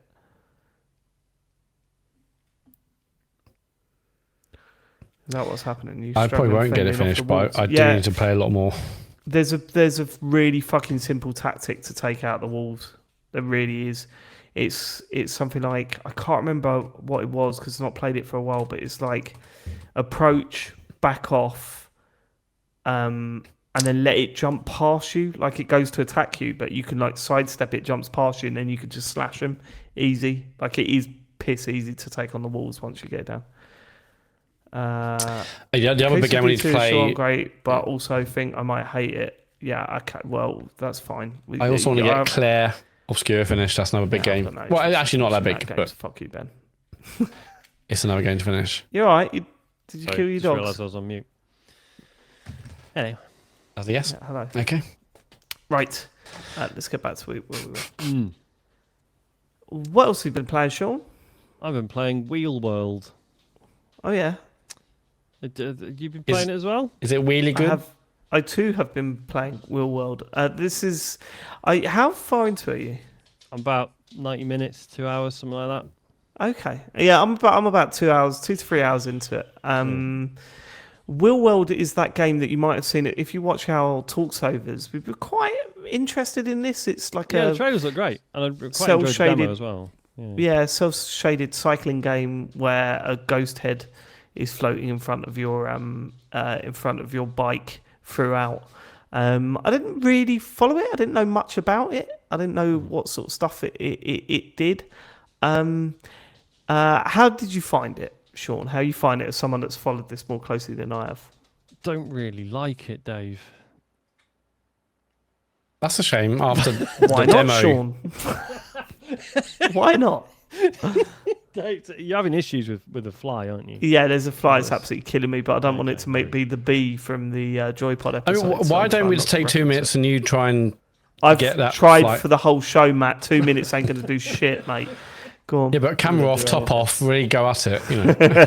Go on, Sean. So yeah, obviously the structure of it is it's open world, and you cycle around, and you do races, and you so distracted by Dave.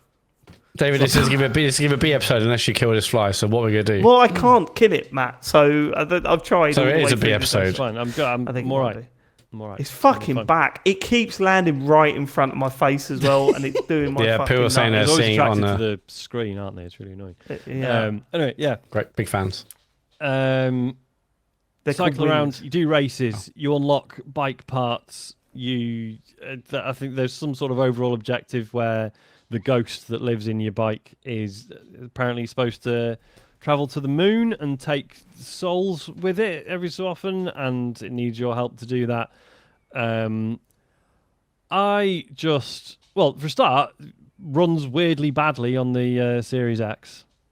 Oh, really? I've not had any issues. I'm playing on frame Series X. rates all over the shop. Not for me, I swear to God, Yeah. and that doesn't defend it like that. I was actually quite surprised by how smooth it was. Yeah. I've seen a lot of people complain about the frame rates. I'm wondering if it's because I've been playing this after spending 200 hours in Donkey Kong Bonanza, maybe, and it seems like quite Just smooth attuned to it now. Yeah. in comparison. Okay, right, you're having okay. In terms of the races, so it's all about drafting behind your opponents basically, and then shooting around them. You have like a boost that fills up when you get airtime or near miss things.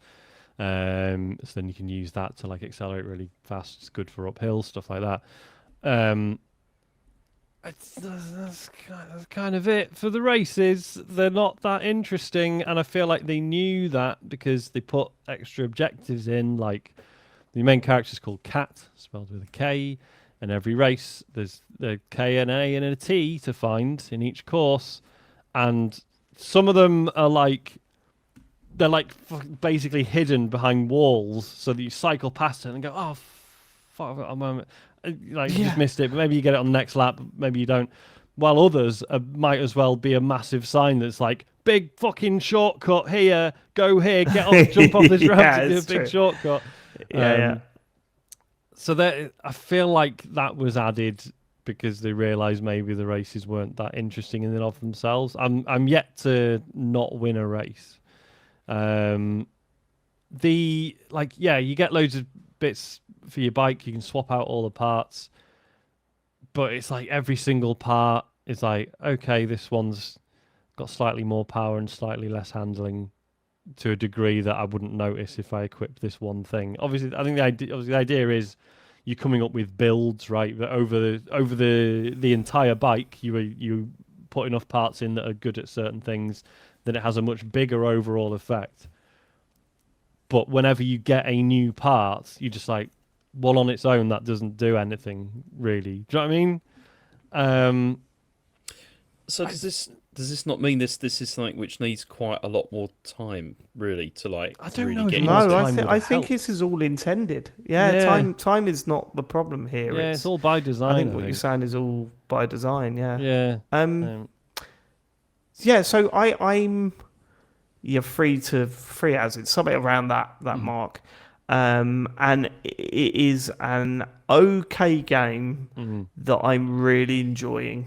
Okay. And I think that is mainly down to it having some of the best sound design I've heard in a game recently. I think the sound is incredible. Everything from the soundtrack is fucking great. Like it's right up my street, and it really works. I've heard it gets repetitive. So, and for a 5-hour game, that's not a good thing. I really like what I've heard, but I feel like I've heard like the same 3 tracks quite a lot. Does it change in like different regions of the map or something? No. Okay. No. Cool. But I'm into it. I like those songs. So that's not bothered me at all. I think visually, it's beautiful. Like I really do think it looks great. Yeah. And that combined with the fact that actually you're totally right about the races. I've yet to enter a race and not finish first. It's way too easy, which doesn't bother me. It's a bit dull. Some of the races are a bit dull. Yeah. But what I will say is the handling of the bike feels fucking great. Like I really like riding around in that game. I like getting off the bike and walking about. The game's full of like really annoying design decisions. Like so it's got an open world thing. Everything's marked with a question mark. You go to a hub which opens up the area, turns it from dark to light in the map, and it's got loads of question marks everywhere that are quests. You don't know what those, by the very nature of them being question marks, you don't know what they are. So you can travel ages to get to one, and it's just one of those little floating drone things going, hey, I've got some perks to give you. And they give you currency for a shop where the shop owner goes, you can find this in the world if you just want to go looking for it, or I can sell it to you now. And you go, but none of these parts are better than what I've got. So I've got tons of cash that I'm not going to spend in any of the shops. You meet characters that are not interesting and not memorable. It tries to build up to what I assume is a boss in every area, which is like the hard. You build up rep points from doing tasks within races as Sean said, the cat stuff and beating a certain time, finishing first, you'll get rep points for that. And then once you get enough rep points, you can go and face off against the boss. The bosses are just completely forgettable. So like all this stuff is true of the game. And there's no way that I can say, no, actually, if you really, because no, you're absolutely right. The races, like, it feels like it needed to be one thing or the other, and it was caught in between. It needed to be a good racing bike game, or it needed to be a very interesting story game, and it's neither of those things. However, I have loved putting my feet up, putting it on, riding around the world to the next race, doing a race that wasn't really challenging but fun to control, and then just moving on to the next one. I don't know if that's going to carry me through to the end, and if by the end I'm actually a little bit tired of what it does. But right now, I'm just really loving that music kicking in and that feeling of like braking around a corner and hearing the gravel slide from underneath the tire and everything. I'm really enjoying the sound design in this game. I genuinely think it's this game doesn't excel in much, but I really do think it excels in sound design. I think it sounds wonderful, and when the music isn't playing throughout the game, it will come in at certain points, and when it does, it always feels right. So if you're just like riding about slowly looking for things, there's barely any music. But if you hit like a fast road and you start picking up speed in the open world, all of a sudden the music kicks in and you're like, fuck yeah, man, like I love this, I love it. I think it is. So the races aren't right, the story isn't right. I don't think the open world stuff's right. Like it introduces quite early on, hey, you can find parts around the map. Go looking for parts, but they're so sporadic that you go, oh, I'm not going to bother then. Do you know what I mean? There's not enough of them to go, oh, I'm going to go down to this bit to see if there's a part there. At no point do you think like that. You go, I can't be bothered to look for them. Because I've looked is around. Is there any incentive to explore then? Because really. on the first trailer, I was like, okay, I think I'll get to measure this game racing around. But I think maybe one of the Xbox ones around Summer Game Fest, I think. I was like, oh no, this seems actually like a much larger, less mechanically driven racing game. It's more actually go around, explore, design your bike how you want it. Yeah. So is it like not that? World. Yeah. Kind of thing. No, the open world feels a lot like Mario Kart World. Yeah. Like in that actually there's a few things to do here. In fact, actually, it's probably less to do in here than there was in Mario Kart World. There's no P switches. You can do the whole Burnout Paradise thing where you honk a rival and then you're suddenly in a race. But the problem with this, and it was the same in Burnout Paradise, is that I'm heading towards here. Oh, I've come across a rival. I'll honk the race, and then it makes me go back on myself. Well, I'm not going to do that again then because that's out of the way.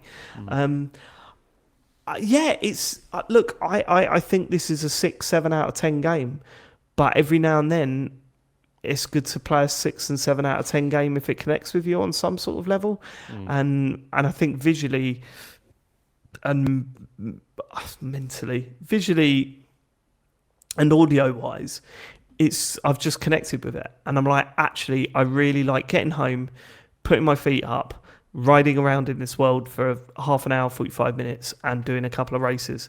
And that's the way it goes sometimes. So what I'm saying is that, yeah, I don't think this is going to be anywhere near anyone's Game of the Year list. However, when we've got the last couple of ones to select, it might be one that I just want to give a thumbs up to. Useful backup. No, seriously, I think it's not going to make anyone's Game of the Year. However, there is still a chance that you might connect with it in the same way as I did. I can't argue against anything Sean said. Sean said, his arguments or his criticisms are absolutely valid. Like, there's even more that you can go into. Like, I find it so irritating that you can stop on your bike next to someone you want to talk to, but you can't talk to them until you get off the bike. It's stuff like that. Or the fact that it's got barriers around a road. In Forza Horizon, you can crash through anything. Why? Because it's awful when you're driving and you just stop suddenly. Well, this has barriers around all of the roads, but you can't drive through them. So you have to then find the gaps in the barriers to get onto the road. like if you're going off road for a bit. I don't know. You're totally right. It's not an excellent game by any means, but it's one that I've sort of really enjoyed playing. So I can't be too harsh on it, if you know what I mean. Mm-hmm. I think I'm going to be in the minority on this one though. Yeah, I've seen a lot of reviews. The Been some reviews have positive been ones, good. but I thought the reviews have mostly been good. Most have been like 6 and 7s. Yeah. A lot of disappointed people, and I think the problem is that 6 and 7s these days really sort of like sound more negative than maybe they should. Yeah. I think there is a problem with games criticism at the moment that if it's not a 9 or a 10, then the focus is on how disappointed you are that it's not a 9 or a 10, and actually there's still space for games like this. And I've certainly enjoyed playing it. So, it might not connect with you. It's got 76 on Open Critics. It's not by no means a bad game. No, and I agree. I don't think it is. But when you listen to those and read those reviews and listen to the stuff people say about it on comment, and even on this one, we've spoken about the game for 5 minutes, and the majority of that has been negatives. Even though we're saying, it's an above average game technically. I don't go by that rule actually. I think that is bullshit. I don't think 5 is an average game in the video game world. Yeah. But it's 7. It's 7. Just 7 is average. The only other game that I've got down is a game that we've all been... Well, no, Sean hasn't played it this week, apparently. Donkey Kong Bonanza. No, I haven't had time. I've seen credits. I have finished that game. Ooh. I think I'm close. How close are you? What's the...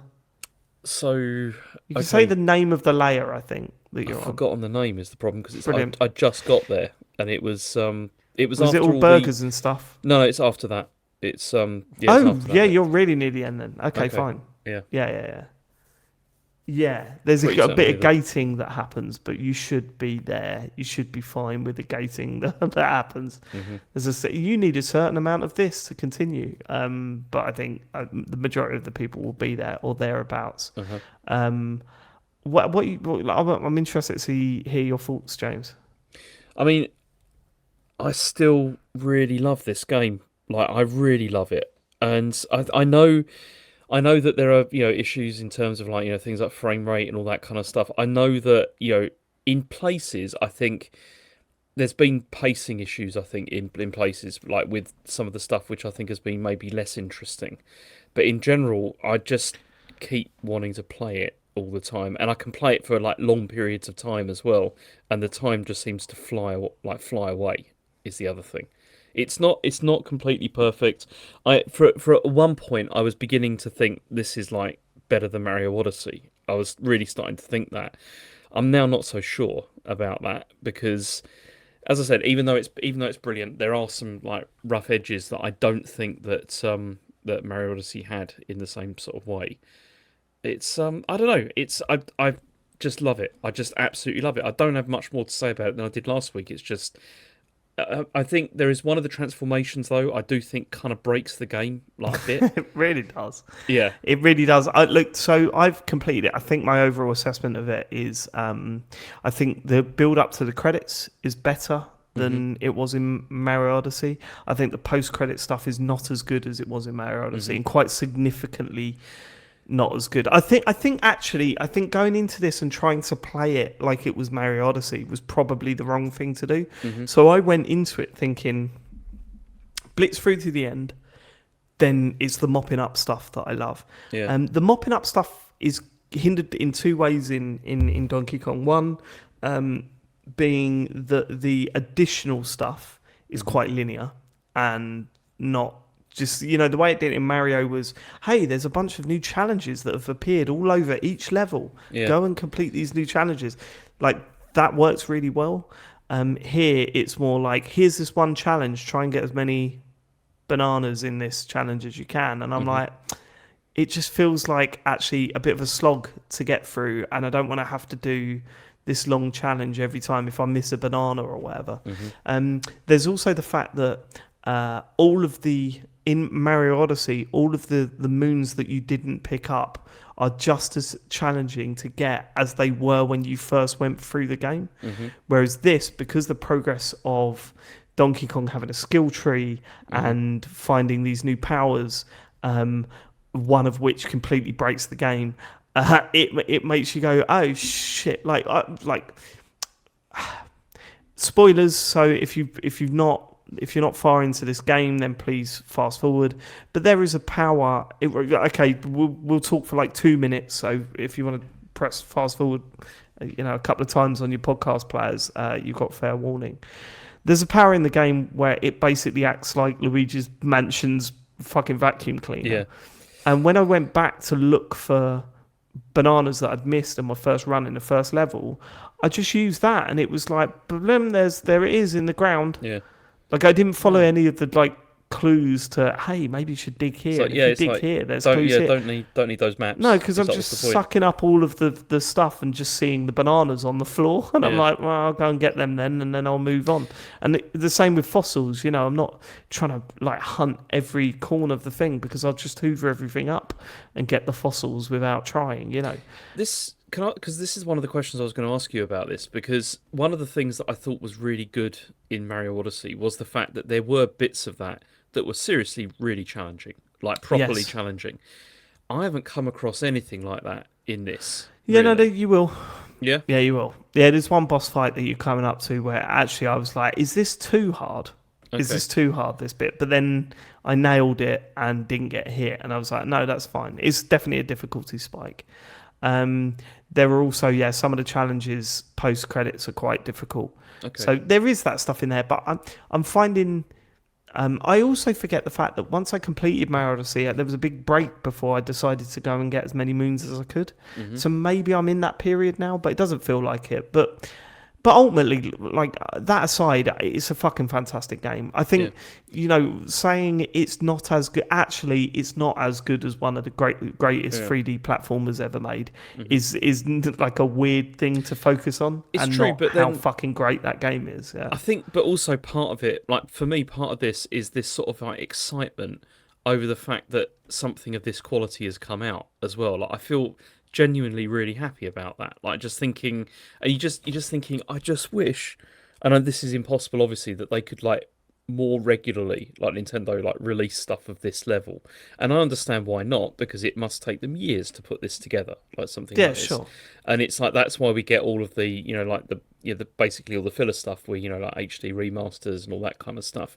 But it's just like, just imagine if we were getting something of this quality like every like 3 or 4 months or something like that. It'd be insane. Like how no, I mean, it's not possible. No, it's like asking for a new GTA every year. I know, but it's just. I think it's just so also good. Part of it is that it doesn't come around this often. Look, I think this game is up there, and I think they've revitalized what Donkey Kong is as an entity. Yeah, there's also something I cannot wait for you to finish it, James, because I want a private conversation with you about the ending. Like, I really want. We won't do it on the show because it is a major spoiler. Mm-hmm. But there is part of me that's going, are they doing that then? Are they doing that? That's really cool. If they were doing that, shouldn't they make it more obvious that that's what's going on?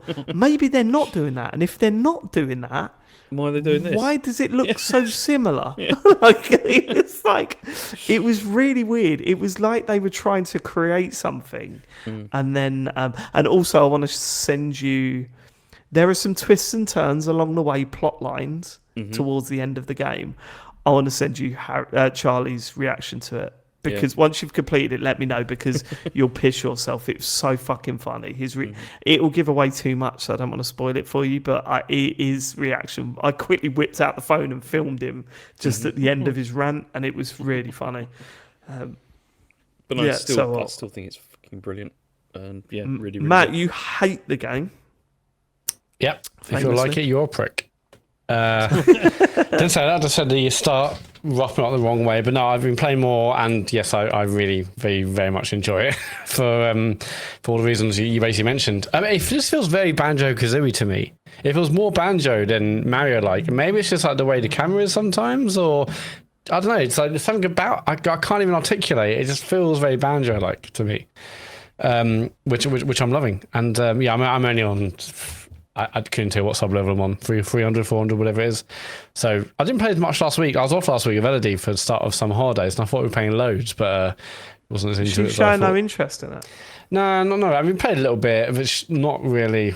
No, not really her thing. We'd rather play Minecraft or other things. But yeah. Anyway, so I didn't play as much on it. But yes, I'm very much enjoying this. And yeah, with every ability, with every new corner of the environment, I'm turning to see some other kind of weird things to collect or little. I mean, there's no puzzles, but the little kind of courses. And there are loads of other courses dotted around. There's the one where you do like the hand slam to go down, and there's another one where you go for the triangular door. So I like the fact the combat one and the puzzle one, basically. Yeah, not only are there different challenge things to do along the way, but there's different types of them. The mini kind of set pieces where you kind of sliding down like pipes and stuff, or down where you're like floating down to smash the gold on your way down to the next layer. Anyway, all good, really enjoying it.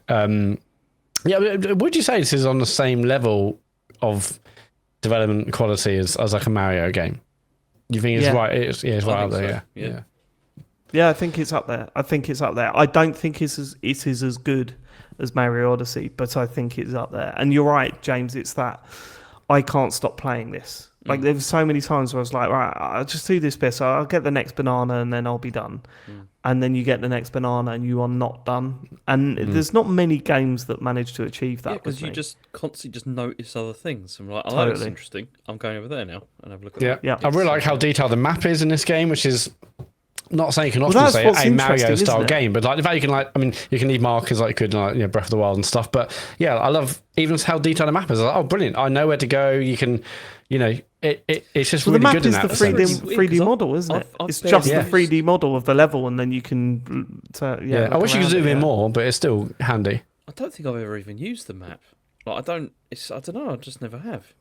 Yeah, a couple of times. I mean, on the map, there's other features on the map, not just like looking where to go.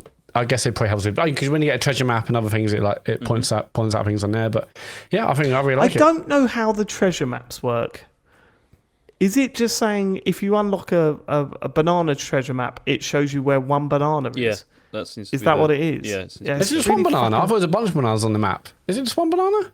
Yeah, I think it's just one. One banana, one fossil per case. Oh, I think. I thought it was everything that was buried. Okay, I guess. I'm not in the collecting mode, so I messaged you. I think I said in the group. Like, I've unlocked about 14 fossil maps, so it must be just one of them, I think. Oh, okay. I just thought it was one map per layer. I guess not. But yeah, because I said to you in the week, like, are you doing everything before you move on to the next layer? Because that was what I was starting to do. I was like, okay, get all the bananas, get everything, and I was like, I'm a bit slow this way. And you're like, no, I'm just doing way too much doing what I want, do. and then get to the end and come back. And yeah, there are shitloads to do. I mean, I'm already not worried. But I'm like, oh man, I need to go back to the first layer to do the other banana thing and collect this and get that. But I'm starting to let that go a bit and just go through and enjoy the game without worrying about it. But Pauline's really cute. I like all that stories, going on a fair lick. But it's just a lovely little game.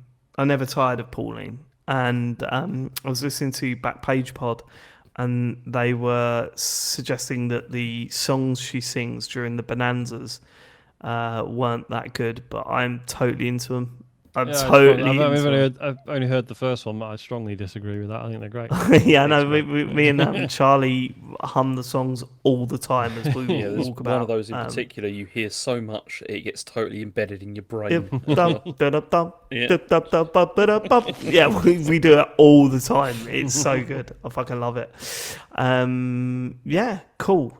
That's what we've been playing this week. Let's get to questions, Sean.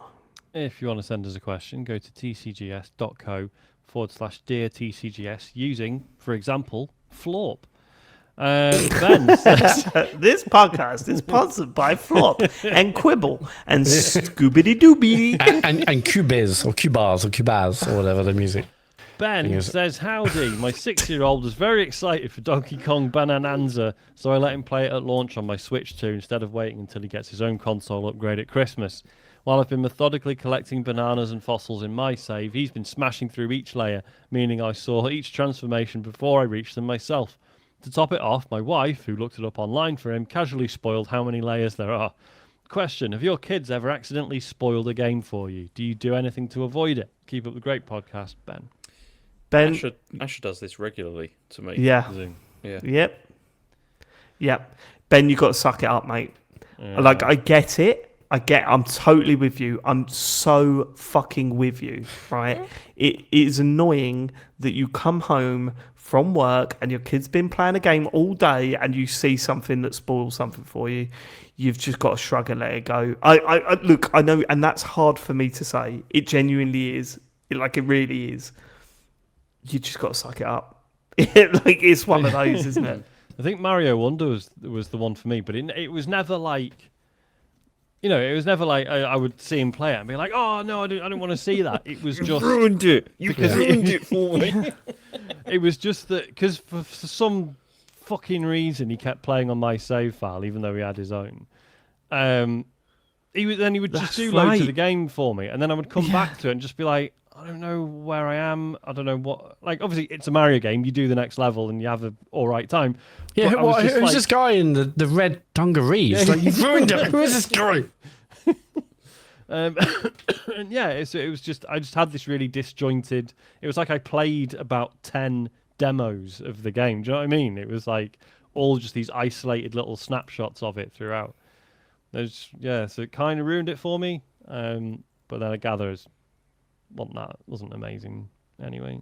Also, I don't know if you've had this yet, Sean, but you know that feeling of your kid talking to you about a game that you love and then being really interested and passionate about it, and soon enough they'll do that for a game that you've got no interest in. And so just savor this moment, because honestly, there will be a time. Well, actually, the next season in Fortnite is actually this, and what's good about that is because it's a revival of season 2. Season 2 was before you were born. Yeah, but no, the YouTubers are saying this, and you're, oh, fucking hell, mate, yeah. I can't go through this. One thing morning. Isaac keeps doing, and this is not his fault at all, but he keeps talking about Minecraft stuff he's seen on YouTube, which is very clearly a mod. Mm-hmm. But he'll just be like, oh, yeah, you can do this, that, and the other in Minecraft. I'm like, well, not in normal Minecraft. He's like, yeah, you can. And I'm like, no, that's not in the game. My boys do that with Pokemon cards. Oh, yeah. And they'll go, this Pokemon card's worth £200, Dad? And I'm going, yeah, because you bought a fake one from eBay, Harry. The reason why I do that, right, is because I'm worried that he's going to tell someone at school that he's got a £200 Pokemon card and maybe he'll trade it or something like that. And I've got, or get nicked you off do know him that and, that's a fake one. You bought it from a box in a marketplace in Margate. Like, there is not a two. That's where they're hiding the legitimate ones, though, David. That's what they're doing. They're kind of like drop shipping it anywhere. So I'm on Harry's side actually for this one. Okay. It's actually £1,000 it's worth, that one. Yeah, I know what you're saying. Isaac's never come out and been like, oh yeah, so at the end of this game when this happens or whatever. I think I'm a long way off that happening yet. But, no, I mean, I've never had like you know the Death Stranding 2, Dad? Oh, no. But there are minor ones. And yeah, you've got part of being a dad, you've got to suck it up. Your life is slightly worse now. There was the nightmare scenario was... That sounded bad. Sorry, it is better, but go on. Who was it? There was an article somewhere. I think it was on Kotaku. This is going back years ago. It was when Breath of the Wild first came out. And basically, the writer was like, my child keeps playing on my save when I'm not there. And I'm spending so long getting like loads of arrows and bottled items and stuff. And then I just come back and they're all gone. And my child will not play their own save because that save doesn't have all the cool stuff on it. Doesn't have 6,000 arrows. So every time I load the game up, all my arrows are gone, all my rupees are gone. Fucking and you can't say anything. It's not a kid's fault. It's just a kid trying to have fun with a computer game. Imagine that. Oh, sorry. Did I put it in my bag when I went to work? Oh, sorry. I must have. I was going. Shame that. This is why you need a keypad lock on your Switch. Stops it happening. Do any of your kids? Isaac's a nightmare for he'll just restart games that he's put 2 hours into. The amount of save files he has on fucking Stardew Valley is unreal. A game which is so much on pumpkins about this building season. Everything up yourself, and no, he just plays the first 2 hours again every so often. I don't get it at all. Yeah. There you go. Kurt Lewin Says, hi lads, events have taken place which have led Yes. to you all winning one fast food meal per week for free from any of the major chains. Congratulations. However, there is a catch. No matter which chain or meal you choose, the meal you have to eat is always burnt. Not to the point where eating it would make you ill. Shit! Not to the point where eating it would make you ill, but it's definitely burnt and normally you'd send it back. Say you went with McDonald's, even the chocolate in the McFlurry is burnt chocolate. Which fast food chain are you choosing? It doesn't Side matter, question, does it? Are there any foods you like burnt?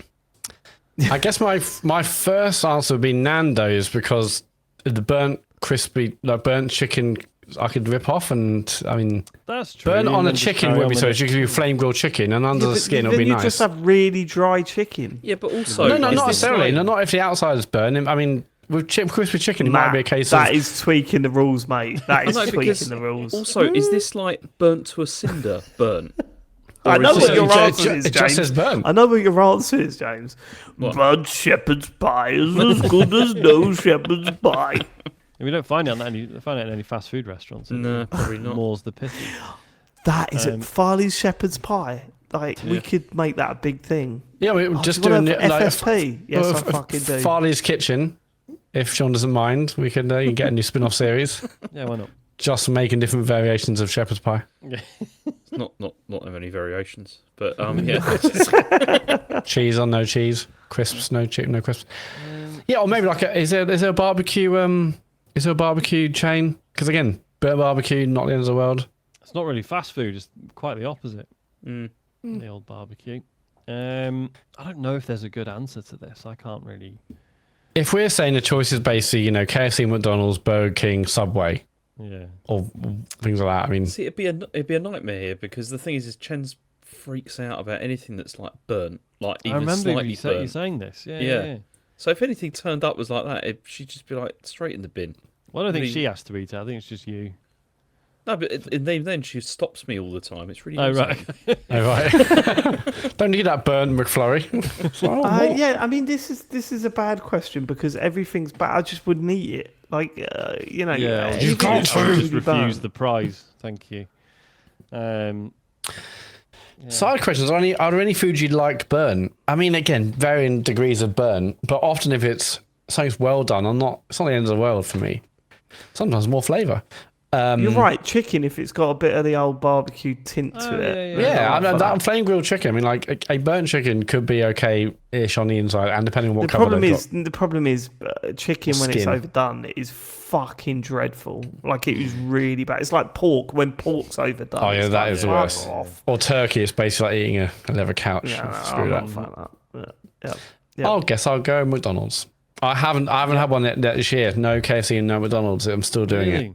Yeah. We're finally getting a KFC in my town. And I know Big. it's not amazing, but I fucking love fried chicken, and there's nowhere else in town to get it. So. Did I ever tell you how much my brother loves fried chicken? Oh, really? To the point where one night, after a night out, we walked into a favourite chicken, which is a chicken restaurant in South London, a chain. And the guy behind the jump was saying, "No, sir, no more chicken for you. You've got enough." Like, that is not a thing. But he was told that he's not allowed to buy any more chicken just for What? him. That's Imagine amazing. that. It's like I've been cut off, by the. Like big Presumably chicken. because like they'd have to close for the night. I think I see. He was just taking up too much of the stock. He was stock. Yeah, Just, yeah, I think that's what it was. Yeah, That's great. amazing. yeah. Wow, That wow, is, he's proud of that. I remember he once told me that he got so drunk one night, he came home, woke up with a kebab in his mouth, right? Jesus. And then later on the next morning, he found a second kebab in the oven that he'd put in there. Not the oven weren't on. He'd just put a second kebab that he'd bought that night. second in an kebab oven has and hit the forgotten oven. About it. Yeah. It's an interesting guy, my brother. Yeah. I've just checked because I do have a counter. 208 days, no KFC and McDonald's. So, Damn. having said that, Popeye's Chicken has opened up in Leeds in town, and Elodie's a big fan. Like I was with her last week. She's like, we have to have Popeyes one day. It's like one day.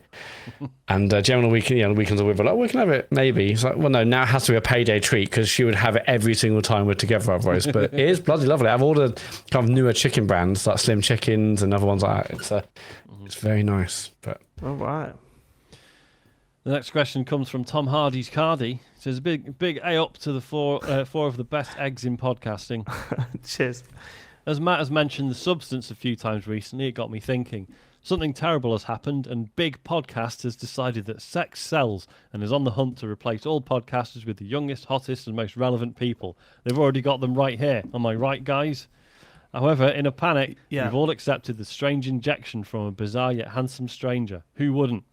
This leads me to two questions. First, you come round and head to your gaming platform of choice, and shock horror, the new you has deleted or overwritten one of your most important save files. To which save would this be totally unforgivable, and of you marching straight to reverse the procedure without a second thought? It could be a more current game or a beloved nostalgic save from your past. Second question, you awake from your slumber to discover that you have rapidly aged as the new you, that bugger, has overran their allocated hours playing a computer game. Which game would you be forgiving and understanding that they needed just that one more hour on, despite the horrific side effects imposed on yourself? Love the podcast, and all you guys do. The first, the first one works, right? I get it. Yeah. Sorry, no. Do you want to finish your message? Sorry, love the podcast, and all you guys do, and hope to get to the next meet, whether it be in Leamington FC or beyond. Quick addendum, I couldn't help but notice I'm having to use a contact form to send in this message. Does this mean TCGS is not on email? As an early adopter, I can't champion it enough and would expect upwards of 56% of all podcast correspondence to be via email by 2027. You really should look into it, gents. You simply have to be on email these days. Yeah, why did we not do email? That's an Ellison John reference. That's good. If you meet someone else who you think might be an Ellison John listener, you have to ask them if they're on email, to which the correct response is, you simply have to be these days.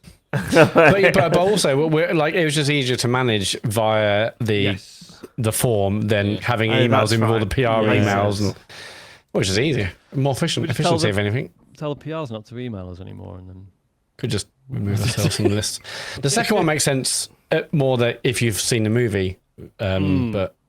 Well, they both make sense because of the movie, but yeah. I know enough about the plot of the movie to get it, but do we need to okay, so it? Let's do the first one. The first one is that if there was a future, what is it? A future version of yourself? Someone's deleted one of your save files. Someone's deleted your save files. What is the? It would have been Animal Crossing. The substance first, though. Yeah. It would have been Animal Crossing.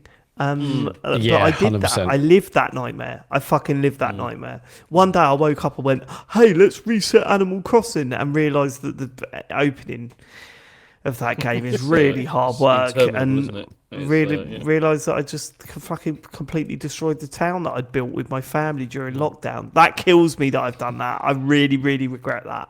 That's probably my biggest gaming regret. That was so stupid. Like the memories we could have had of going back to that town. Oh yeah, do you remember doing this during lockdown? Yeah. No. Eddie and I did it only like the other month to see, and it's so weird being back there. It's it does bring back a lot of. Oh man, at this time we would. It is a weird. It's like going back to like a town or like a village or city or whatever you went to on a holiday years ago, and all the memories are coming back. You're like, oh yeah, do you remember how long we spent trying to get this fucking cafe off the ground in Animal Crossing? Yeah. And then big cafe opens up in the museum, kind of ruining it. We had a completed museum. We had a completed museum. Really? Yeah. I'm still missing I'm still missing 3 items from that museum. They'll never toe up. It's just like artwork. It's really irritating. Yeah, but there was a market you where you could go and get the artwork. Yeah, but it's not.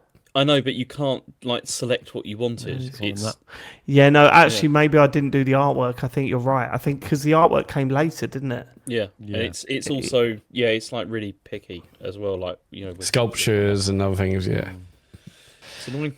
Yeah, I mean, Animal Crossing would be the one. I can't think of something more recent that would. I know what mine would be right now. Mine would be Kingdom Come Deliverance 2. I'd be furious if I lost my save game on that now. I wouldn't. I'll do it again. No, but I don't. This is the thing, because I've still I've got to a level in that game now where I'm really enjoying it, because my character's good enough, and it's like the thought of having to go through that again at the start of not being able to like, barely being able to fight one person, let alone like more than I one. bet you'd pick it up like that. I bet it'd be really easy to get to that point again. Do you know what I mean? That's it really true. would. But no, I'd still be gutted. It's a lot of hours lost, if you lose that. I mean, this really kind of depends on what I'm playing and what time. Because I think I'm not sure there's many games where if I was near the end of a game, say just Stranding 2, and it got deleted like an hour or two from the end, and am I really going to go back and do another 50 odd hours? I don't like the game's going to be pretty fucking special for me to go back. I mean, I guess it's like a 10-hour game, and I'm loving it. I'm like, yeah, fine, I'll fly through it, but. Most games, I'm like, I'm so close to the end, and you've deleted it now. That might be it for me, unless I'm totally. desperately into it. I feel like the answer to both questions is probably Death Stranding 2 for me, just because it's what I'm playing at the moment, and I'm really obsessed with it. So on the one hand, don't you fucking dare touch my save file, but also, yes, if you spent too long playing it, I fully understand because it's really good. Yeah. Do you know what I mean? Oh, okay. So the second question is. You wake up from your slumber and you're older than you should be because your other you has played the game for too long. Yes. Rocket League. Yeah, fair enough. Yeah, just get better at Rocket League. Yeah, spend your life playing Rocket League. That's fine. At the moment, for me, it would be Donkey Kong Bonanza because I can completely understand why they couldn't stop playing. It's fine. It's understandable. Cool. You haven't. Okay, go on. No, it's fine. I didn't want to go there. Oh, so you started it. What's up, David? I'm trying to think of time is more precious for you.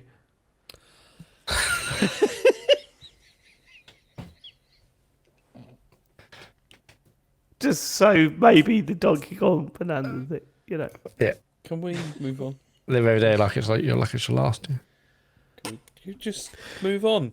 Pooh in a Tin says if the BBC offered you £10,000 an episode for TCGS to be on BBC Two as it is now with you in control, or Channel 5 offered £40,000 an episode but you have to accommodate guests of their choosing, which would you choose? Channel 5, 100%. Yeah. 100%. I'll look at the contract. Yeah, Channel 5. Well, imagine imagine to the reasoning here, because I think I agree, but go on. It'd be funnier. We could just make fucking. We'd smash it. If anything, Car Crash guests put in would. front of us. Yeah. Well, this is the thing, because with the BBC, we'd have to be impartial. So Yeah, read a news story out about Xbox being shite, and then No, I don't think that's how it works. It is. I don't think we can read out kind of even moving Biscuits' name honestly without like, well, we've got to change everything here. No, hold on. You can. There could be like unless an you go article Lineker on like the Xbox coming out without there being and also the PlayStation 4 exists. No, that's different if it's an article. But yeah, because they report news, but yeah, you can report on one event in like a news article, but in a podcast it's different apparently. I mean, all the No More Politics people will be loving it. Yeah, that's true. So yeah. But yeah, the second one, not for money, obviously, but we could roll some bad guests. Definitely for money. For less. I mean, 4 times the amount of money. Getting. I mean, I'm saying, lovely old job. Also, we don't have to bother researching who we're going to get on as a guest. They've done it for us. No, they've done it for us. Yeah. So we're saying we get more money and less work. I know the thing's going to be, what if they get you to have Nigel Farage on? We will destroy him. Yeah. Physically. Elon Musk. Do you know what I'd do? I'd sit in, like, if right, you can have Nigel Farage on. Right, you're playing Wolfenstein, and we're going to sit and watch you play Wolfenstein. And sit behind you giggling. A little tear rolling down his cheek. Yeah. Come on, Channel 5, if you're listening. Yeah. Pick up the phone. Give us a ring. Yeah. Lee. TCGS.co/dear TCGS if you're Channel 5. Don't worry about the security warning. No. Just find that link tree for Fox 8 Channel 5. Yeah, why the fuck have we got a security warning on our website, Matt? Because it's a domain redirect. I've said this before. Because our domain's being used in some aspects for our Blue Sky names. Isn't it just an SSL thing though? Don't we just need to renew the certificate or something? No, we've got one, but it's for like the WordPress installation. Don't want to be paying more money. I could just say go to linktr.ee/tcgs, but right. I mean, We whatever. need to. I mean, people in the chat are saying sort it out, Matt. I think we need to sort that out. I've not seen a website flag up as not having a certificate. And I go on some fucked up websites. Yeah, it used to be fine, and we've had the redirect on for a while, but I couldn't bother to keep maintaining and sorting out the website. So let's redirect to a link tree. We don't need a website anyway. What year is this? Just a link tree is enough. Yep. Sure. I guess. But we are also getting them to go to the website to send us a message. Well, no, going to Google, which is on the TCGS Link web. tree that has the certificate problem. Yeah. Oh, did you want to sort it out, James? Or? I love how you don't hear Matt genuinely not regularly. No, but it annoys you me. can see he But is there's getting- loads of admin to do it. Well, And I was fix like, it then. but I'm gonna have to, I've already talked to I've honestly had conversations with our domain registrar and with our hosting platform. And they both say the other one's kind of the person in charge. I was talking to our domain people to get our Blue Sky stuff fixed. They're mugging you off, mate. They're mugging you off. I've talked to the chat, Matt. The chat are saying that this is easy to sort out and you can get it for free. Like it's it's fine. If I find 5 minutes, I'll talk to. I mean, I don't want a website anymore anyway. So anything we could do, and also we're saving ourselves money. Yeah, we just need that error off the link. It never used to be an issue really, but and it doesn't always happen to me. So I don't know. Either way, I mean, to be fair, not a the fan. first week it started happening, we had about fucking 30 odd bits of feedback and questions. because I go in now and I don't have slowing an anyone issue. down. If I go there now, it's like it just redirects a link tree without the Google warning. So, but it clears an issue and it's annoying. Believe me, it's annoying. Lee I'll add it to the list. says, a question for each of you. Wankers. Not an issue, says Administrator Matt Murray. Well, I've just gone to it and it says this connection is not private. So get it sorted, Matt. Just go link tree. I can't do everything. A question for each of you. A billionaire has decided to donate £1 billion to the other 3 members of the pod on the proviso that all 4 of you must continue podcasting together and that the other 3 cannot donate a penny to you. Do you continue to podcast with them? And if so, how would the show dynamic change? Fuck no. There's a lot of money related questions this week, isn't it? I'm not sitting here with 3 billionaires.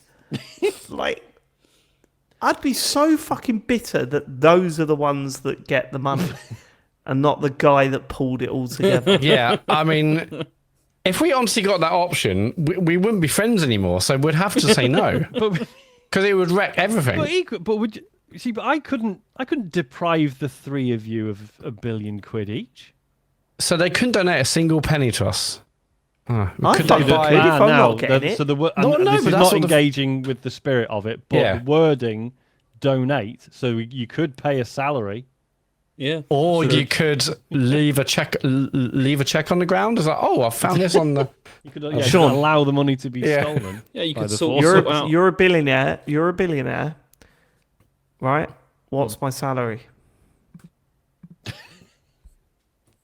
What's Go national on. minimum What wage? is my Looking at yearly context of other salary? costs. What do We'd you need want, an David? office. We'd need.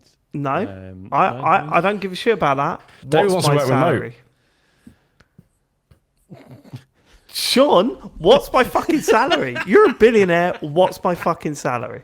If I'm a billionaire, literally as much as you want. It doesn't fucking matter, does it? Yeah, All right, but I want he a needs it on billion a contract. year. Yeah, he wants $3 billion a year. There you go. Well, so name your fucking price. 500k a year?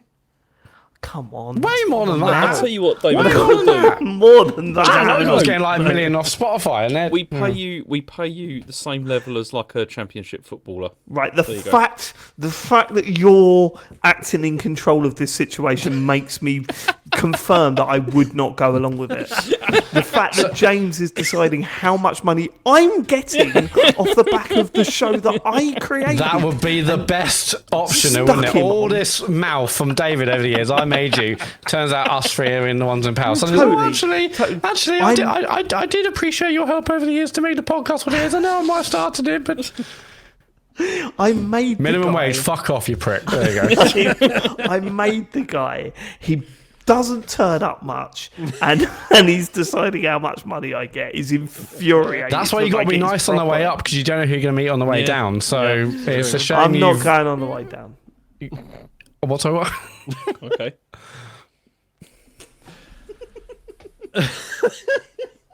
He's not going on the way down, everyone, okay? Not going on the way down. He's not going on the way down. I'm glad That's that's covered. I'm little- glad someone's finally had the guts to say that. In today's Britain. Okay, any more questions? Dean says. Dino. Dean says, which biscuit do you reckon you can throw the furthest? That's mean, a fucking good question. It's a bourbon, obviously.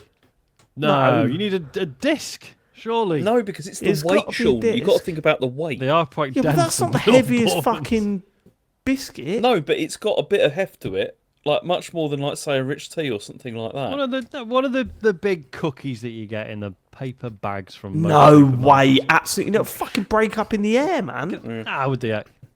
Yeah, they would heck, actually. They would it. We need to try this. Says This needs to be David a Patreon Turner. video. No, it would be one of those, you know, those Fox chocolate covered ring things. Imagine Yeah, getting one of them, in foil. fucking dashing it. Because you could do, No, yeah, not you know, in like foil. the way you're The one supposed with to the throw a little hole in frisbee is you have your sort of finger on like the inside edge and you Yeah. flick it. Yeah, you can do Oh, that. mate, I bet you could dash one of those like a bad boy. There's an easy way, right? When we do this, when we do the meet with the football club, this could be the half-time entertainment. We all Biscuit rock toss. up. James, I was there with you. How do we convince Leamington FC Yeah. to let us throw biscuits across the pitch Yeah, there you at go. half time? It's half-time I mean, the entertainment. groundspeople would be livid. Yeah. Someone Sprinklers please, on. Right. Someone please clip this bit of the podcast and send it to Leamington FC like socials. Hello, Leamington FC football club and fans. We want to sponsor a match day ball in the coming future and invite all our fans to come along and watch a match at your ground. At half time, please can we throw biscuits as far as we can and see who throws the biscuit at the furthest? How much would that cost?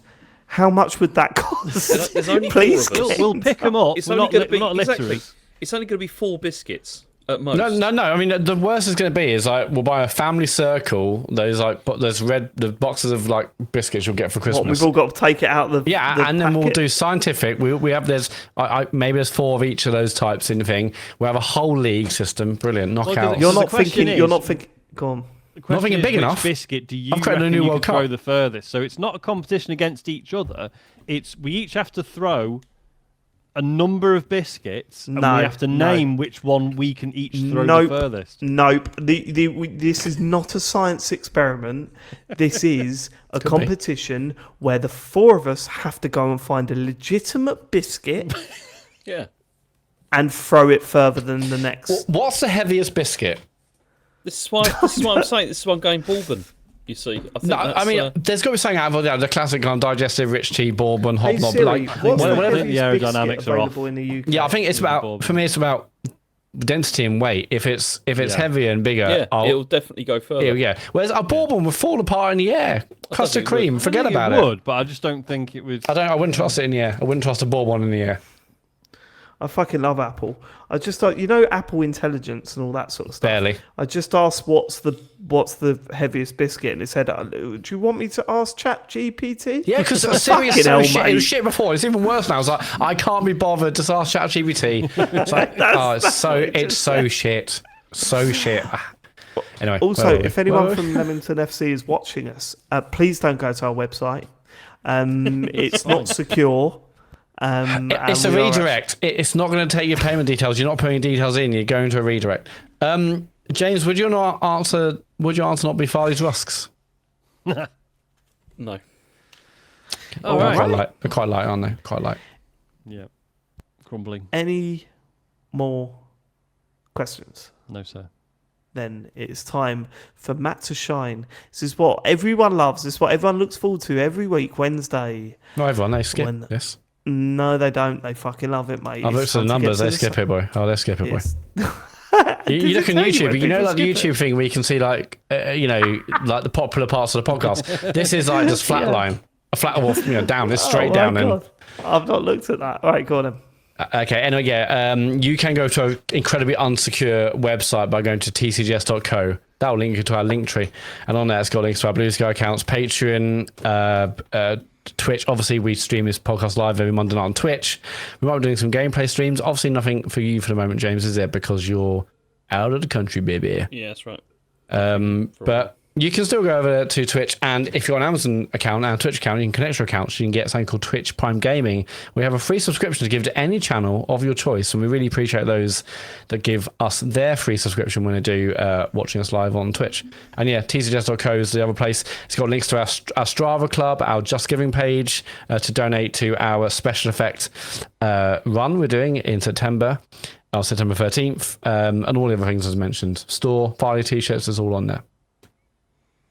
And we won't all catch you next week. I'm not on the show next week, so no one will feel bad if you skip it. You know, you have my permission to skip it. Golden age, some people say. Is there a guest lined up? Look, how about you leave us to do the sort out? Irreplaceable. Irreplaceable. We will catch you next week for some more video game chit chat. We hope you have a lovely week. Just before you go, David, you got to say goodbye to James because this is the last time you get a podcast with him for about 16 years. Oh my God, yeah. So the next time you meet James on this show, different people. You know, who knows what James is going about, like a beard. What was that? Different people. Well, it's going to be like 6 weeks, isn't it? So, all right. Be all right. Right, James? It'll be fine. Emotional, very emotional. Okay. Have a good time. You're the one leaving. All right.